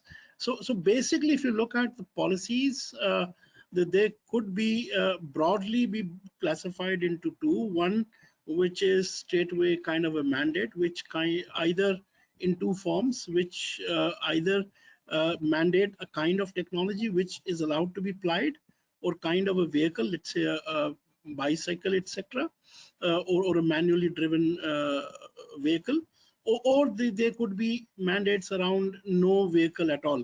So those are the various variants from a mandated policy set. But more prevalent are also policies which are around kind of levying a fee, a sort of a congestion fee, if you would like to still bring in your vehicle to an area which is congested. And this fee can be dependent upon the time of the day that you're entering and the zone that you're entering in. So I know it hasn't answered your question fully, but in absence of any report that I could rely on the first part, that's my answer. Thank you. Thank you for that. We have one more question. Yeah, from Sudhir Kumar. He's saying that going after older vehicle emission makes sense. However, they only account for 20 to 25% in major cities, but resuspended dust emission from roads contribute even more. How do we address this? Long-term or short-term solution we need immediately? Your thoughts on this? Yeah. So in terms of, let's say, right away, what can be done, and I think your question has a hint of the answer there. If you look at the just factual data from the government in terms of the source of emissions, like I mentioned earlier, one data set is like, commercial vehicles, 5% accounting for approximately 55 to 65% of the regulated emissions. The other set of very important and interesting data really is about 7 lakh odd old trucks, buses and taxis, which is around 0.3% of the total vehicle on road, which are pre-2020. These themselves account for 15 to 20%. So taking these off will give you straight away 15-20% benefit. So scrappage scheme that has come in is definitely going to have an impact. Long-term solution, and I'll give you an example to highlight what I'm saying. And this example is something that will relate to you. Now, when you go to buy an air conditioner, the air conditioning, the regulations have star mechanism in telling you what is more efficient. And you usually find the fast 5-star air conditioner is much more expensive. Well, if you go back into the costing part of it, it does have technologies and materials used which make it much more expensive as compared to, let's say, 2-star, 3-star at the factory gate level itself. Now, if the taxation, let's say GST on it, is same or similar, then actually the consumer is paying more tax on a much more efficient and much more environment friendly product. Now, that is a structural problem which I was alluding to when I said countries have migrated to a taxation structure which links the taxation like GST or road tax in case of vehicles to a simple parameter of carbon emissions, which is nothing else but a measure of fuel efficiency. This, to my mind, is going to be an absolute essential requirement if we are to jump in terms of quantum leap towards efficiency, not only in automotive space, but in any high energy consuming sector. Otherwise, the consumer is looking at a much more desirable product from an environment or energy efficiency point of view, but is not able to afford it and therefore chooses a less better or less optimum solution. So we're not going to get anywhere. That's why, to my mind, long-term solution, other than the fact that you migrate to public transportation and freight on rails, etc., from personal mobility point of view or personal appliances use point of view, the taxation as it exists today has to migrate and get linked to socially desirable outcome of energy efficiency or impact on the environment. To my mind, many countries are doing it, and to my mind, this is really going to be a very impactful driver from consumer point of view to create market for such cleaner products, which will then drive down the cost of such products and get you a virtuous cycle. Thank you, Mr. Gulati. Pratima, I know we are over time, but can we slip in one last question or not? Yes, we can take one or two more questions. Let's take one because it's particularly pertinent because it's in the news, which is around hydrogen. Mr. Gulati, what's your view on hydrogen and the potential around that? I must insert here that we should be thinking about green hydrogen. And when you finish, I have a couple of points to make on hydrogen as well. Thank you for asking. In fact, just yesterday, like I said, there was a CM convention, and we were we had the benefit of listening to global experts, and one of them was, of course, on ethanol from Brazil. The other one was from Hydrogen Council, the best people to hear what's happening. So globally, there's a huge shift happening towards hydrogen, particularly green hydrogen. Why that makes sense is because it is the most efficient energy carrier there is. You can store energy in batteries. You can store energy in, by pumping water up dams and then, kind of using potential energy.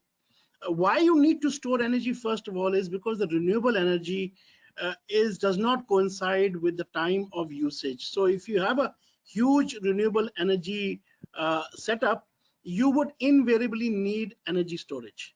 So now energy storage, there are various options. There are batteries you could look at. There is, conventional methodologies that are being used. But what I think is becoming very exciting is the link that hydrogen can make towards renewable energy generation. That's one pathway. Second very exciting pathway is from bio-waste. A lot of research is going on there. And of course, there is the alternate pathway of using fossil fuel based routes, which I'm not talking about because those are not going to be green unless you do carbon capture. So now once you have hydrogen, it is stored, it has very high energy density. It can be that hydrogen or energy storage can be done for a very long duration. It doesn't kind of lose energy, and it can be transported. For example, the renewable energy farms in Australia are now exporting hydrogen generated from these solar farms to Japan for usage. So it is portable. So it is a long storage medium with high density, which is portable and easily transportable to a large extent. Plus, we have a huge network that is now being set up in the country around gas economy, CNG, etc. Going forward, there is already very clear indication that not perhaps right now, perhaps 1 year from now, or perhaps 2 years from now, but it seems inevitable, there is going to be an element of carbon taxation, cross-border taxation, in terms of the carbon intensity of the products that you manufacture and wish to export. This element was brought in recently, as I understand, in a G20 discussion. Of course, developing countries are opposed to it, but it is good. It is inevitable. It will come in as we go closer to the 2030 target of reducing carbon emissions. So energy requirement, like I mentioned, in India, energy intensity and carbon emission intensity is going to be from two sectors, industry and transportation. In both these sectors, hydrogen has a very bright future. There is large untapped potential of R&D driving down costs along with scale, which hasn't really played out in the hydrogen space as it has in the battery space. Hence, given the fact that India is very richly endowed in solar and wind renewable energy, this becomes a very promising and exciting possibility going forward from many dimensions. So I'm sorry for a very long answer, but I hope thank you. No, thank you so much. That was a wonderful answer. I just wanted to add a couple of nuances to it. And part of the work that we've been doing at EDF is to, determine hydrogen recommendations, and 2 or 3 areas that we seem to be moving towards, and this is early stages yet, was that in general, if you can electrify something, you probably should try to electrify it rather than try and use hydrogen. Because, so for example, if I give the illustration of a steel plant, it is difficult to imagine a situation where renewables will be able to generate the kind of heat that is required and the raw energy requirements that are required. And so hydrogen makes eminent sense. A hydrogen scooter, alternatively, might not make as much thermodynamic sense. So that's one aspect of it. And the second is that while I agree with you that it can be transported, one of the challenges is going to be to try and ensure that you're able to transport it with minimal leakages. And then that's, when you're talking bulk, it tends to be a lot easier than when you're talking at smaller volumes. Thanks so much, Mr. Gulati. You are our last surviving panelist, so appreciate your thoughts and insights. The message that I just wanted to end today with was that from a private sector point of view, you could look at it in 2 ways. One is to say that there is going to be a move towards greater regulations, the taxation structures that you spoke about, increased investor pressure. There'll be all sorts of dynamics that will push you towards energy efficiency. Or you could flip it around and say, let me start making those investments now, because there is massive value creation opportunities over the next 10-20 years. My bias is obviously that you take the latter option because it's happier all around. Thank you so much, everyone, and back to you, Pratima.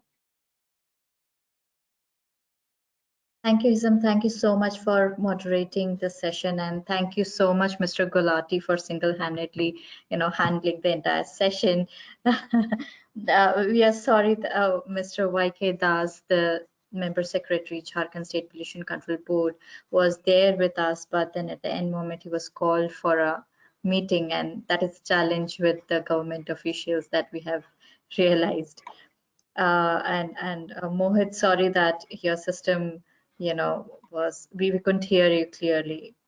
Yeah, so we were definitely looking forward to this session because the role of private sector is really crucial going forward if we want to create an impact on ground. And Mr. Gulati, thank you so much, because you have addressed all the questions and highlighted some key areas that probably as researchers we need to start focusing on, especially on the EV data that you had mentioned. So we might be troubling you in future with the questions, and we would definitely get back to you for your insights. Thank you again. Thank you both for for the session. Thank you. Thank you for having me. It was really nice. And although there was a glitch in the beginning which threatened to wipe me out, but I survived. So yes, the only survived. Right. Thank you again. Thank you. Now, moving forward, this was our last session of the day. May I request Dr. Shrikant to present the summary and the learning of day 1 ICAS. let me just remind everyone, after this, we are going to have an expert class on how to carry out exposure assessment studies. And for that, we have two experts who will be taking the class. One is Dr. Michael Johnson, Technical Director, Berkeley Air Monitoring Group, and Professor Girdhar R. Babu, Head, Life Course Epidemiology, PHFI, India. So over to you, Shrikant, for the day's summary. Yeah, can I hear? Can you hear me? Yes, you're audible. Yes. Right. Okay. Thanks, Pratima. Keeping in view of the very short duration that I have, because it is supposed to start by 6 o'clock, the training session. Okay, I will try to keep it very short summary. Okay, I think for the session 3, Hisham has nicely articulated all the summary points. Yeah, I will try to give a overall summary, a broad picture of the other sessions. Okay, firstly, I thank all the panelists and all the moderators and speakers for their excellent insights on the deliberations. Also, I thank the audience for their participation and promptly posting their question and answers. Okay, today is the first day of the 2-day ICAS 2021. The day started with the an introductory session. Okay, Dr. Pratima Singh has initiated the day's proceedings, and Dr. Jai Asundi, the Executive Director of CSTEP, has briefed on the work that CSTEP carries out under its various sectors, which include this power sector, climate sector, tools, and artificial intelligence. Also, he explained, or he briefed on the genesis of ICAS, and this ICAS 2021 is the third edition of ICAS.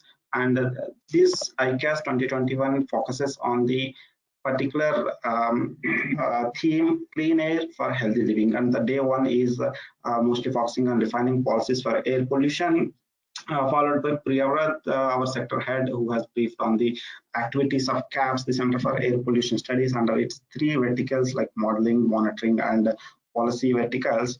Also, he briefed on the major works that CAPS has handled till now, and the ongoing and the future studies. The future studies indicate assessment, include assessment of indoor exposures, impact of vulnerable communities to air pollution, and air pollution, climate, and all those things that we are going to conduct and handle in the future. Okay, followed by Sri Suresh Babu sir, who has briefed on the reasons for air quality deterioration and its health impacts. He has also drawn some international motivational examples on how the air pollution situation can be made better and how those can be incorporated or adapted for Indian conditions. Okay, coming to the next session, session 1, which the theme is integrating sustainable development goals with air pollution policies. One similarity I see between SDGs and NCAP is SDG also a blueprint to achieve a sustainable and better future for all, while NCAP is also a blueprint where on how to combat air pollution. Okay, this session is moderated by Dr. Indu K. Murthy from CSTEP, and the panelists include Ms. Shipra Misra, Priya Shankar, and George Kieswetter. And I try to summarize the major takeaways from this session. Is one thing what I understand is we need a long-term, sustainable, and multi-pronged, multi-sectorial and sectoral interventions to multi-sectoral intervention approach to mitigate air pollution and achieve clean air, because air pollution, instead of having umbrella activities, umbrella mitigation activities, I think sustainable sectoral interventions are much needed, and they are the need of the hour. Again, another thing from the panelist presentation, what I observed is the fossil fuel is one of the major source of air pollution, and it is contributing around 35% of the air pollution, and also it is a major contributor to the air pollution attributable deaths also. Dr. Vigor has pointed this out. And coming to the next session on the health, the role of health studies in policies for clean air, one major takeaway is the evidence on the air pollution impact on health is growing, not only at the global level but also at the India level. The evidence is growing, and this health impacts not only the respiratory or cardiovascular, but it also includes the COVID. Dr. Kumar has rightly pointed out that the COVID incidence and the severity is linearly related, positively related with the pollution levels. Either it can be PM 2.5 or nitrogen oxide, but COVID is linked with air pollution. And this Professor Jha and Dr. Kumar has pointed out some alarming facts, like one alarming fact that I find is like 50% of the lung cancer patients are non-smokers. Means like what you say, like earlier it is around 5% a decade ago, that it has been increased to 50%. And also people are terming air pollution as a new tobacco. Okay, and another thing is like the life expectancy. Professor Jha has mentioned the life expectancy has been reduced 3 years due to air pollution. 3 years more reduction is more 3 years more due to air pollution rather than other risk like smoking. This is also one alarming fact which needs immediate mitigation activities for the air pollution. Coming to session 3, I think Hisham has nicely articulated and summarize the things, but these are mostly I will try to touch upon 2 broad aspects. These are mostly from Mr. Vikram Gulati's presentation. Actually, what I understand is one thing, he stresses on a multi-pronged strategy for mitigation of air pollution due to the energy mix. And another thing is like industry and the transportation are 2 major emission sources, and for the transport emissions, even with the introduction of EV, the projection, if you see by 2030, the energy demands for transportation sector is quadruple, means like it is going to increase by 4 times. Okay, this is one alarming fact. When the energy needs increase, the pollution levels also obviously increase. And one interesting fact that I noticed from his deliberation is the Toyota plant that is in India. Toyota plant is the cleanest plant globally. That is one very interesting fact. And another thing is Toyota global target of 0 manufacturing CO2 and 0 lifetime CO2 by 2050 are very motivating facts from the Toyota Corporation. Yeah, with this I will end my summary. I think now Pratima, you can take over.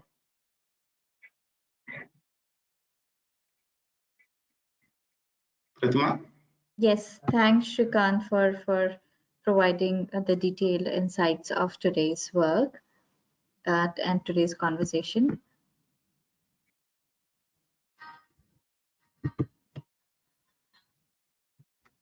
Can you hear me? Yeah.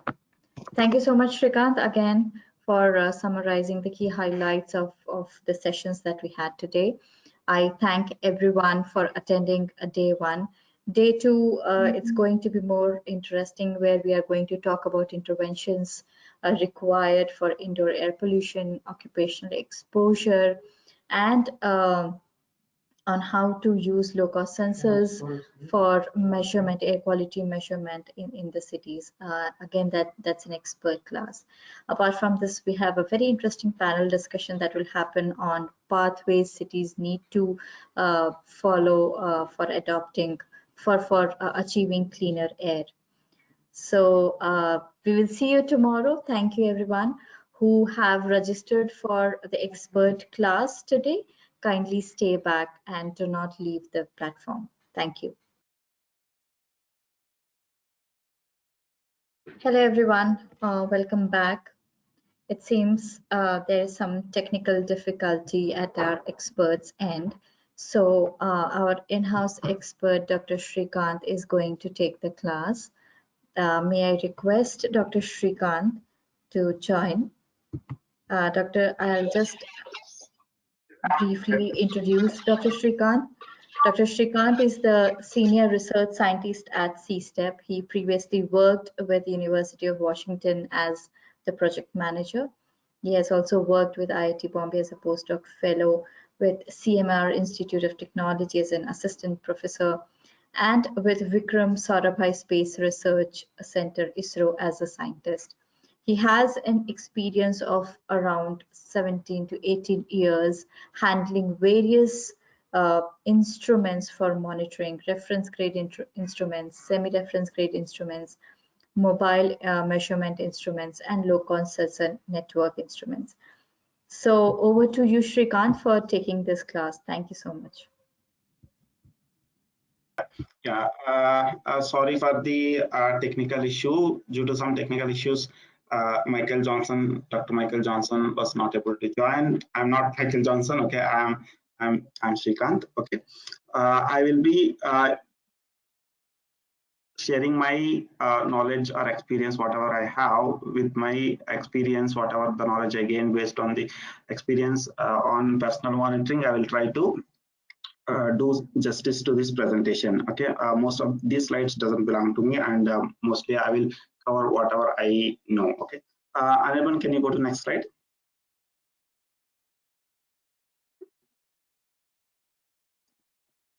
Yeah, this is the objective of this is the outline of the presentation, the context of exposure assessment, general approaches, logistic consideration, and opportunities. I will not be handling the case study. The case study is the HAPPIN trial, which is happening in 4 LMIC countries. I'm not at all involved in this HAPPIN. That's why I will try to skip those slides, which are particular to HAPPIN. Dr. Shrikant, Dr. Michael Johnson has joined. He's with us now. Very good, very good.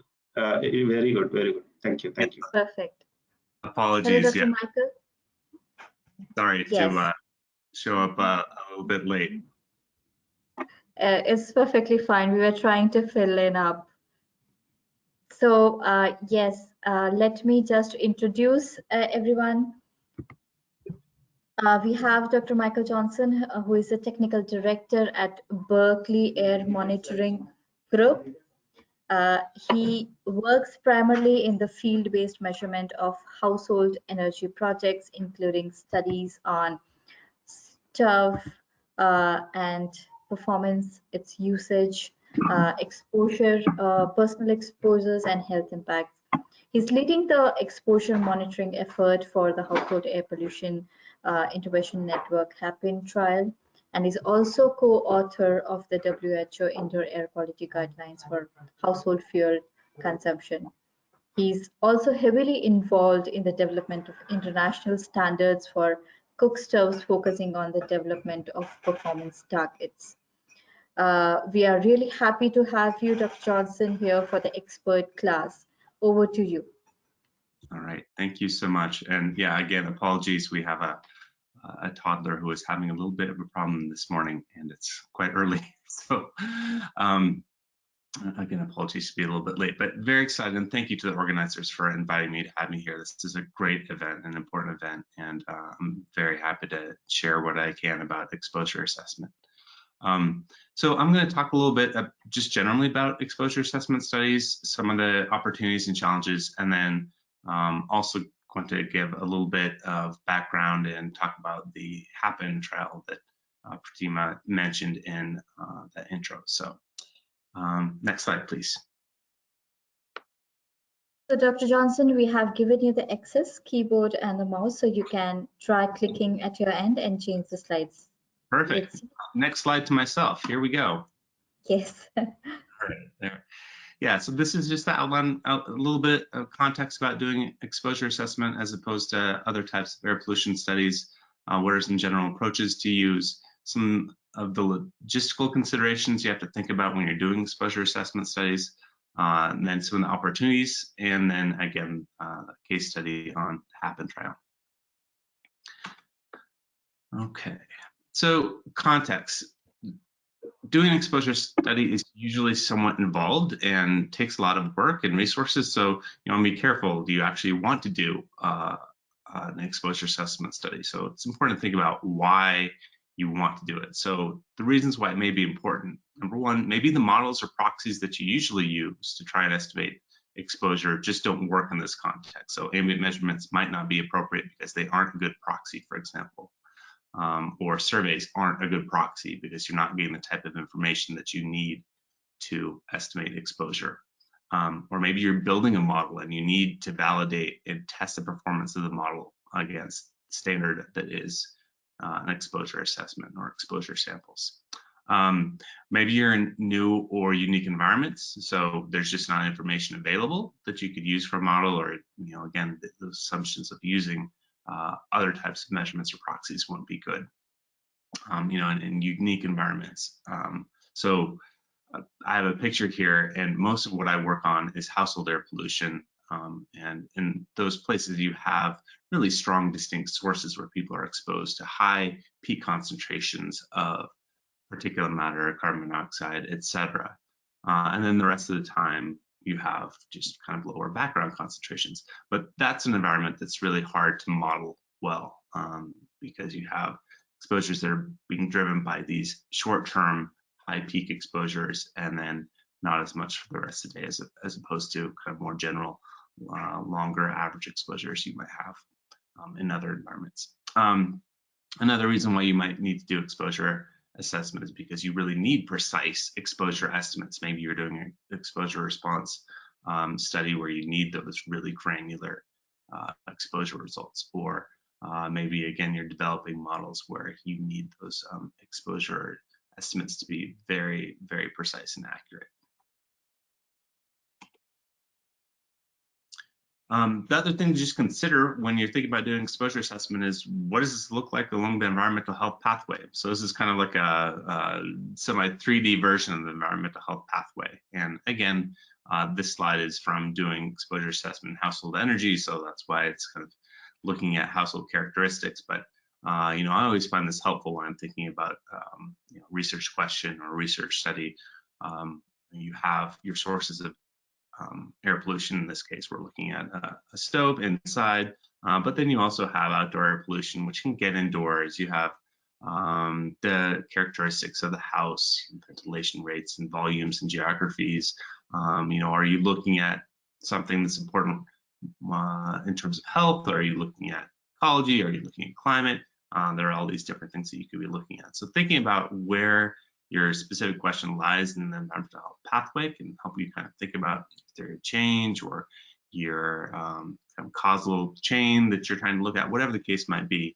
But that can help you kind of focus on, okay, well, does it make more sense to measure personal exposure? Or does it make more sense to measure emissions from whatever the source is? Or does it make more sense to measure household air pollution or ambient air pollution, or all of them combined? Whatever the case might be, but it's really important to think about the environmental health pathway. Again, you don't want to just do an exposure assessment because you think it's important. It should actually be important in the context of whatever that research question is, whatever that research need is. So a little something about approaches.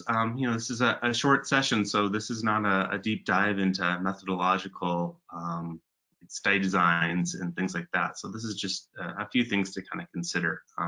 One is, in most cases, hard to measure everyone, right? If you're trying to do a survey of a population for, say, for example, you want to make some health estimate, a global burden of disease estimate or something like that. And you're not going to be able to go and measure everybody in Tamil Nadu or Karnataka or China or West Virginia, whatever the case is. You need to do some type of approach where you're either doing some modeling or you're doing some subsampling, whatever the case is. But it's going to be really hard to measure everybody. So in the case of an exposure assessment, you're often looking at doing samples to a larger population. And when you do that, you need to make sure that you're capturing a representativeness, that you're going to have a representative sample, capturing the variability, and that variability, that's going to be within subjects. So everybody's exposed to different amounts of air pollution day to day and over time. Seasonally that can change and behaviors change, and of course between subjects. So everybody has different exposure levels just because of their behavior and their context and whatever the case is. So you have to be careful that you're capturing those types of variability when you are designing a study and doing some type of a sampling approach. Some specific things going back to that environmental health pathway, you have to think about what are the questions that you're trying to answer. Are you, trying to do a survey? Are you trying to look at an intervention? What does that look like, and how that, and whatever that question is, it may dictate the study design. So if you're looking at intervention, then you might be thinking about doing some type of a trial. Maybe ideally a randomized control trial, or maybe you're going to be doing just a simple before and after because it's pilot work. But that study design is going to be informed by the type of research question that you have. I already talked about capturing variability, so making sure that you're getting a representative sample. When we're thinking about trying to capture that day-to-day variability or seasonal variability, repeated samples are really good. So whenever you can do that, that's important. Sampling duration is important. If it's occupational health, might only be important to sample for a few hours of a day when that occupation is occurring, or if you're looking at general exposure for a population, then you're going to want to do that as long as you can. But these are people, so generally you can't leave a monitor on somebody for weeks at a time, because there aren't many pieces of equipment that will last that long, and people generally don't like to wear a piece of air exposure equipment for a long time. So you're usually thinking about order of days, 24 hours, 48 hours, maybe longer if you can. And then because you're doing some type of a sampling approach, can that be supplemented with some modeling as well? So sometimes you can do a subsample, but you have other information about characteristics of a population, either from surveys or other databases, and then you can kind of extrapolate those exposure results to a larger population using that modeling approach. And then some logistical considerations. So again, you're working with participants. So, as opposed to doing an ambient exposure measure study, or maybe a satellite study, or using a repository of data, this is going to be very different. So if you're working with participants, you have to think about the ethical approvals and permissions, both from an institutional review board at whatever institutions you're working with, but also at the community level. So making sure that you have good relationships with that community, that you're getting the approvals that you need at the community level. It's really important that you have a good relationship with that community, because you're working with people. So working with organizations that have already built up trust and have a strong relationship within that community is going to be really important. You're also working with people that are going to be moving around and having varied lives and unpredictability. So you have to be just considering that, making sure that you're able to make appointments and track people down and be ready for unpredictable conditions. It's not like again, an ambient setup where you know where the building is and that's where your equipment's going to go or is. Sometimes you can show up to a house and somebody's not there, or they're not willing to participate, or they're having an issue, they're not able to participate, whatever the case might be. You just have to build that into your protocols and timelines. Can be resource intensive. So I have a picture here from when I was doing my dissertation in Mexico, where we had to work in some remote locations that required moving equipment over some trails, and so we had to figure out a way to do that. And so, that's an extreme example, but you certainly have times when getting to the population of interest might require some additional work and creative thinking about transportation. Another thing about doing exposure assessment is that often people like to think about the equipment, and that's a really important part, right? We want equipment that's small and light and works well for people and takes good measurements, and those are all really good and important things. And luckily, we have lots of good developments, and equipment is getting better in that direction. But still, equipment is kind of a small fraction of what you have to think about with a study, and a small fraction of the resources. So when you're thinking about what it really takes to do these assessments, usually the larger part of the budget and the effort is associated with people time going and doing the measurements and managing everything else. So, and that's the much harder thing to budget as well, right? You can make some pretty simple assumptions about what equipment's going to cost, how often it's going to break, what supplies you need, et cetera, but trying to figure out how much time it's going to take for people to actually go and collect samples and conduct the work and do the data cleaning and all these things. that's kind of the more soft part of it that's harder to estimate and understand and characterize really well, but you know, probably going to be the bigger part of the budget. So something to really think about there too. Quality assurance and quality control also are challenges in this context. You have lots of different instrumentation. You know, usually you're launching multiple sets of instruments with people, and so you have to track those and, you know, make sure that they're managed, and those samples are all going to have to kind of come back and get merged at some point. So you might have multiple sets of instrumentation. You're also often collecting metadata and survey data, so data that you're collecting, you know, on a paper form or over a tablet, you know, all that has to get merged back with the data streams coming from your CO or PM monitors, whatever the case is, and making sure that you have your you know, sample IDs aligned and your metadata lined up, and you're not having issues with incorrect household IDs or whatever the case is. You know, that's an important thing as well. Yeah, also, you know, you're often working in conditions that may not be ideal for equipment and data storage and all these things. If you have a field office, that's great. But, you know, sometimes those aren't like a laboratory office. So especially if you're handling filters for PM 2.5 samples, you kind of have to create your ad hoc low clean room in the corner of that, or whatever the case is. You just have to think about ways to handle your equipment and your samples and manage that in a way that's, you know, it's as clean and efficient as possible in a situation where it's not like a you know, a pristine lab that you might have back in the university, for example.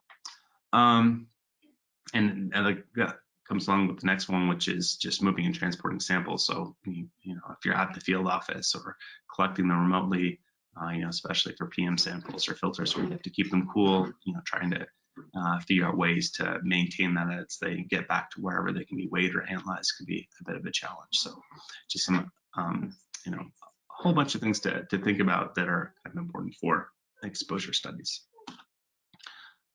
So those were some of the challenges, but, you know, there are also some things that are really, you know, fantastic about doing exposure assessments. Of course, this is what I like to do, so I'm probably a little bit biased here. But, you know, working with participants directly, you know, it's a very kind of, it's probably the best part of what I do when I get to go and work with participants. It gives you a different perspective. You get to see things you wouldn't normally get to see, and experience things you normally won't get to experience.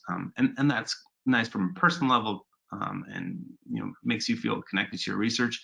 But it's also important because I think you kind of understand the context and you see things you might not see otherwise that are important for that research. So you can gain some additional information just by observation. And then, of course, you have your surveys as well. So you can look at things like behavioral factors, environmental conditions, and get some information that you wouldn't be able to have otherwise.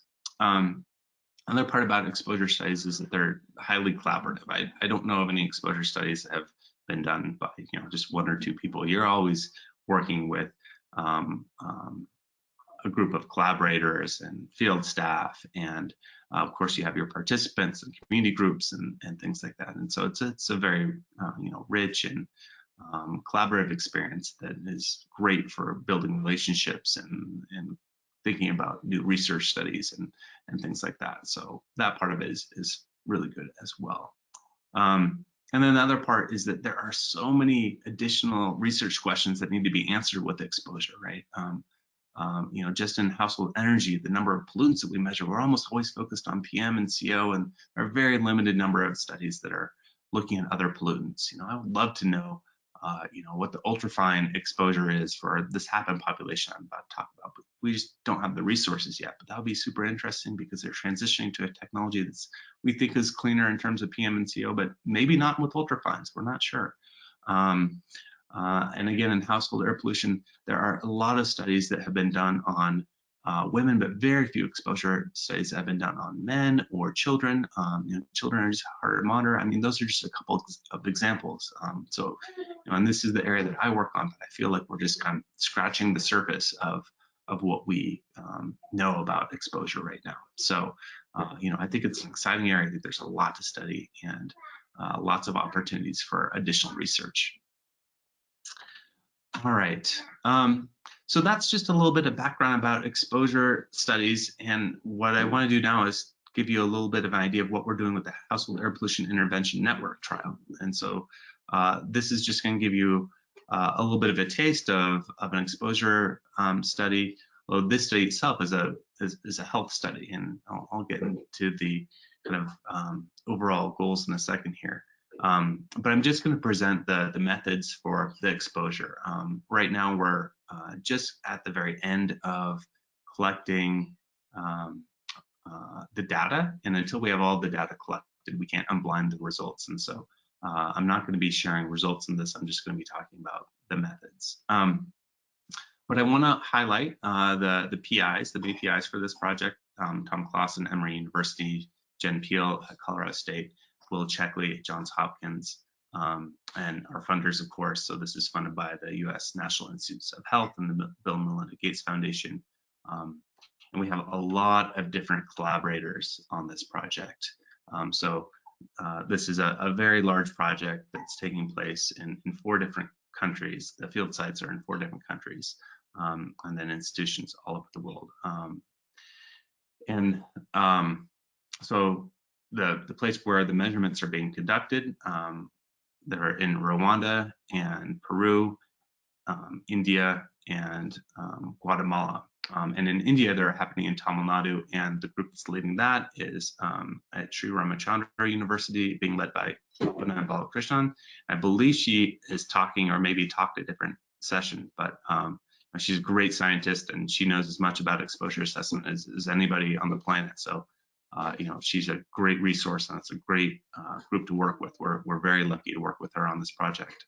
So hopefully you have a chance to connect with her during this summit and find out what they're working on as well.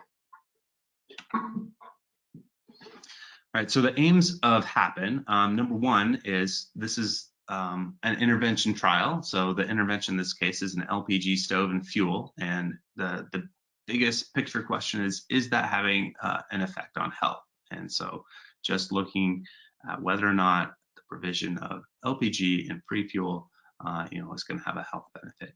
And then ideally we see a health benefit, but if we're seeing a health benefit, presumably that would imply some type of an exposure response curve with lower exposures in the intervention group, ideally. And so that will be, of course, quite helpful for lots of modeling of health impacts.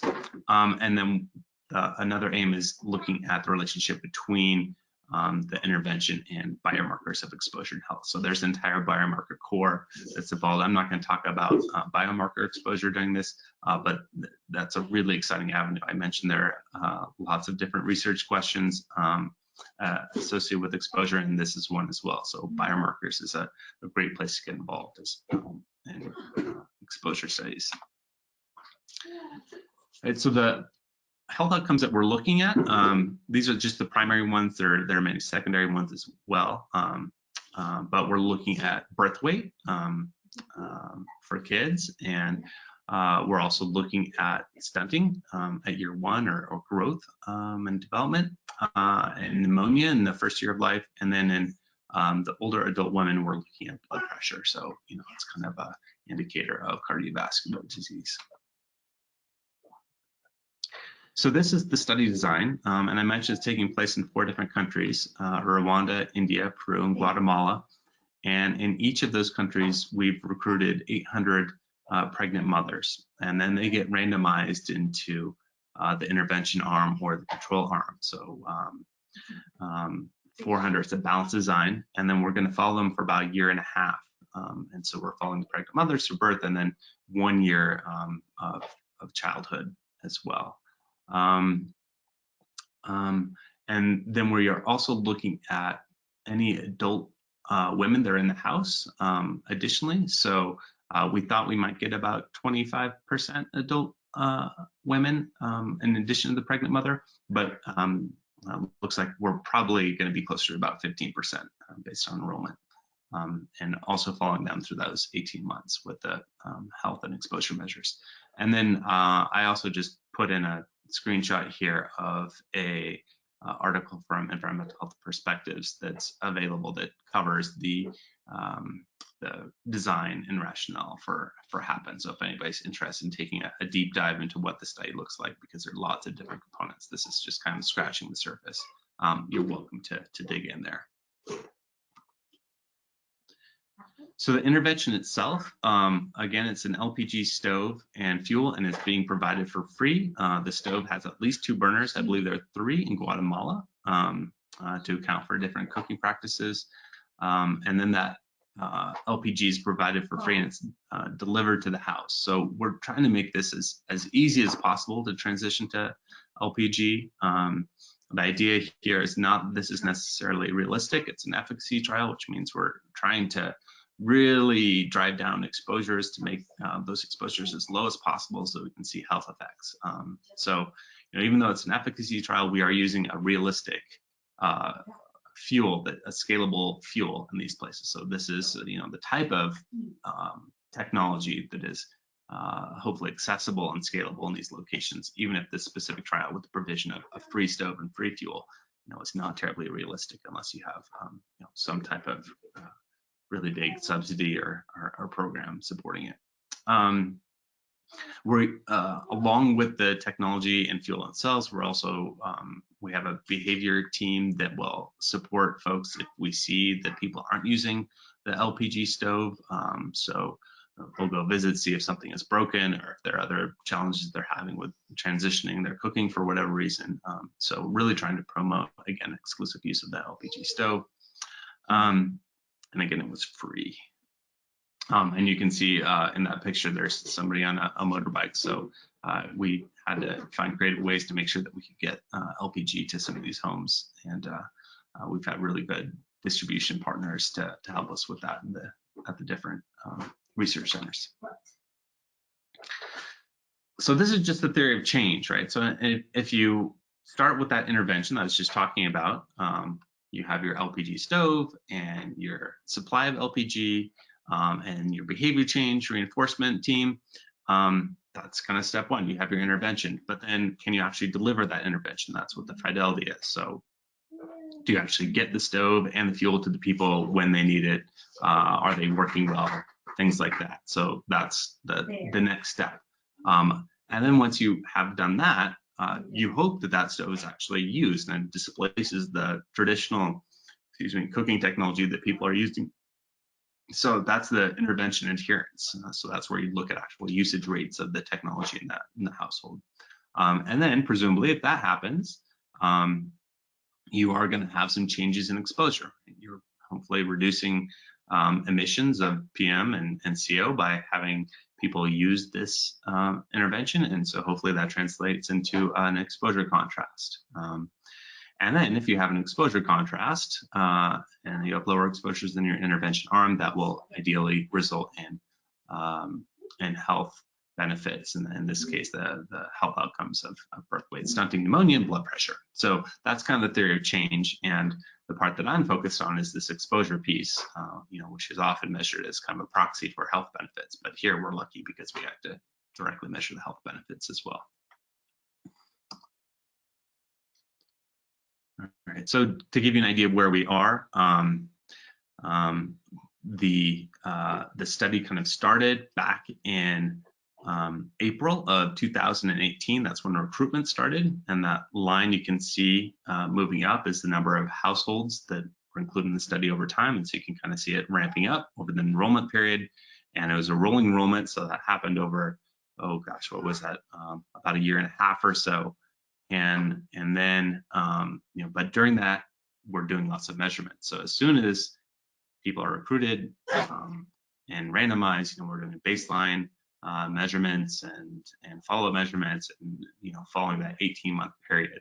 And right now, we are almost to the place where we are about to collect our last data point. So you can see that last little window there, health outcomes unblinded, and that's September. Later in September this year. So we're really excited for that to happen, and then we'll be able to start working on a lot of our analyses. So that's just kind of a snapshot of where we are right now.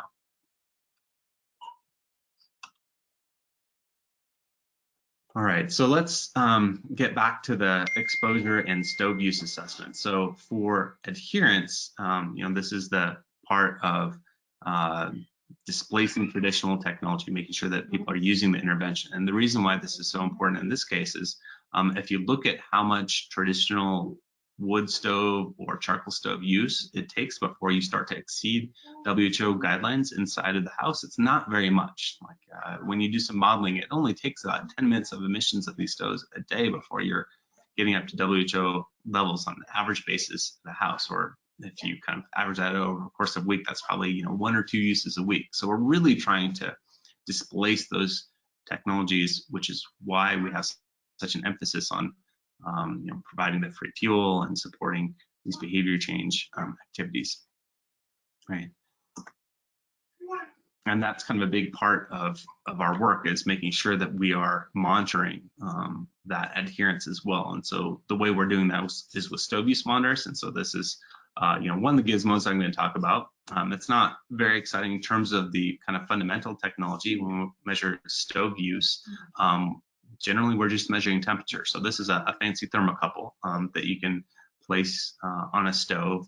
The nice thing about this one is that you program it and run it through an app on your phone, and when you download the data, it gets uploaded to the cloud and this platform where there's a lot of automated processing and data management that occurs. So that's a really nice thing about this specific instrument, the juicing sums. It's backed up with a lot of data analytics that are really helpful, especially when you're managing a ton of data, which of course we are in this study. So and the next slide just gives you an indication of kind of what this might look like in homes. So I think this is a stove in Peru and maybe one in India here. But you just have the logger, which you can place somewhere near the stove, and then you have the probe, and it's a little bit hard to see, but they're kind of pasted in with some mud close to the mouth of the stove, so they get a good heat signal when they're being used. And just an example of what that might look like. Looks like part of this graphic didn't quite come through in the translation, but on the left is a graph showing the temperature trace over time of a stove that's being used. And so you can see this really distinct peaks. There should have been some little stripes showing when the algorithm determined stove use was happening associated with those peaks, but I think it gives you the right idea. And then on the right, that graph is just showing the diurnal temperature that you would see for a stove that's not being used. So you see it going up and down, but that's just the temperature of being warm during the day and cool at night. You can see how different those two signatures are. So it's pretty easy to tell when somebody is using their traditional stove. And then if we saw traditional use, I think we had some threshold, more than once a month or whatever the case is. And we'd send back the behavior team to see if something was broken or if they needed support in whatever was causing them issues in not using the LPG stove.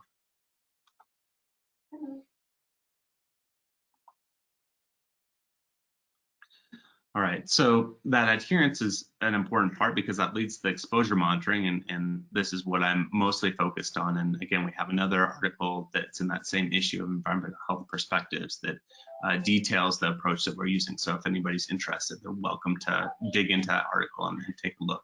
But this is the design of the exposure study, and we're really lucky that we have the luxury of a budget where we can do a lot of these measurements. Most of the household air pollution studies I've worked on, the exposure part of it is a pretty small sliver, and we're trying to figure out how to maximize doing just a few measurements and make use of the low resources. But in this case, we had the resources to do a big exposure assessment, so we're able to measure every single participant and do repeated measures. So the intervention group, 400 households, control group, 400 households. The pregnant mother, we're measuring PM 2.5, COBC, repeated 3 times over pregnancy. For the child, doing PM 2.5 and CO, and measured 3 times after birth. And then the older adult women, measuring them every time we do an exposure assessment. So ideally, we end up with 6 samples. And then we're doing traditional, we're measuring stove usage, and that's mainly focused in the intervention group because we're looking at that adherence, but we're also doing some subsampling, subsample in the control group as well, just to understand stove use patterns over time. And when you add up the number of samples that we're collecting here for PM2.5 and CO for the pregnant women and the children, you end up with tens of thousands of data points, which is really exciting. This is going to be a great data set that will be, of course, number one, useful for our analysis looking at health effects. But at the very end of this is an NIH-funded study, and they want to make sure that everybody has access to the data as well. So the data will be available to everybody eventually after the study is completed and we get out our main research outcomes papers. All right, so the gizmos that we're using for this, the monitoring instrumentation, you want to use instrumentation that's light and easy to use. So the CO is being measured with the LASCAR, which is just a small data logger, chemical sensor inside there, really easy to use. For PM2.5, we're using something called Enhanced Children's MicroPEM, which that is about the size of a deck of cards, or maybe kind of a larger smartphone. It's a fairly quiet instrument, but it collects a filter, so it's a direct PM2.5 gravimetric measurement. There's also a little nephelometer inside of there. It also measures acceleration, so you have an idea of compliance with that as well. That's what we used to measure PM2.5 on people, and then we did some ambient measurements as well. So each of these research locations, they have a couple of e-samplers for MET1, and then also a series of purple layers to support those ambient monitoring networks. I already talked about the stove use monitoring. And then for the kids, kids are really hard to monitor, especially infants. Even the lightest PM2.5 instrument really isn't well suited for infants, and we know that's a really important measure, so we had to be a little bit creative. So in this case, what we did is we outfitted them with these Bluetooth beacons. So they emit a little Bluetooth signal, and that gives you an idea of their proximity to a receiver. And so we put those receivers in the kitchen, in the bedroom, and then whenever we could on the mother. And the mother was also doing a measurement of PM2.5. So we're measuring PM2.5, we're measuring location in these different places, and that helps us reconstruct their exposure using a microenvironmental analysis. And in this case, we have a direct measure of location with that Bluetooth beacon, which is important because it's hard. The way it's been done in the past has usually been a time activity diary, and it's hard for people to recall where they are when they are, especially when you're a baby. You can't recall where you are when you are. You have to rely on what the mom says. And then having the mom be a mobile environment is really good because that's going to be a great proxy.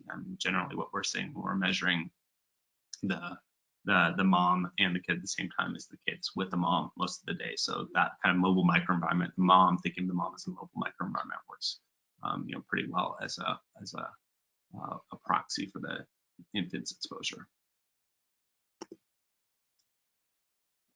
So this is just an example of what it looks like, some of the instrumentation out in the field.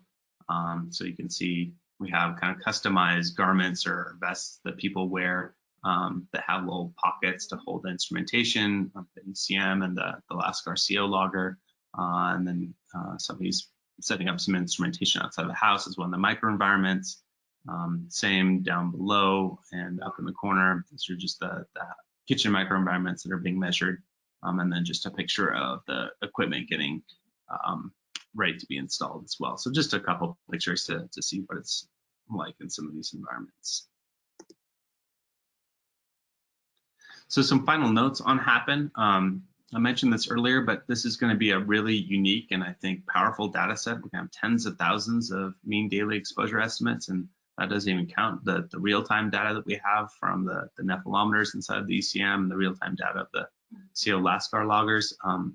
It's just a very, very rich data set. We're going to have moms, infants, older adult women. We have the ambient measurements as well. It's going to be excellent for modeling and for helping us really have, I think, excellent exposure estimates for this population.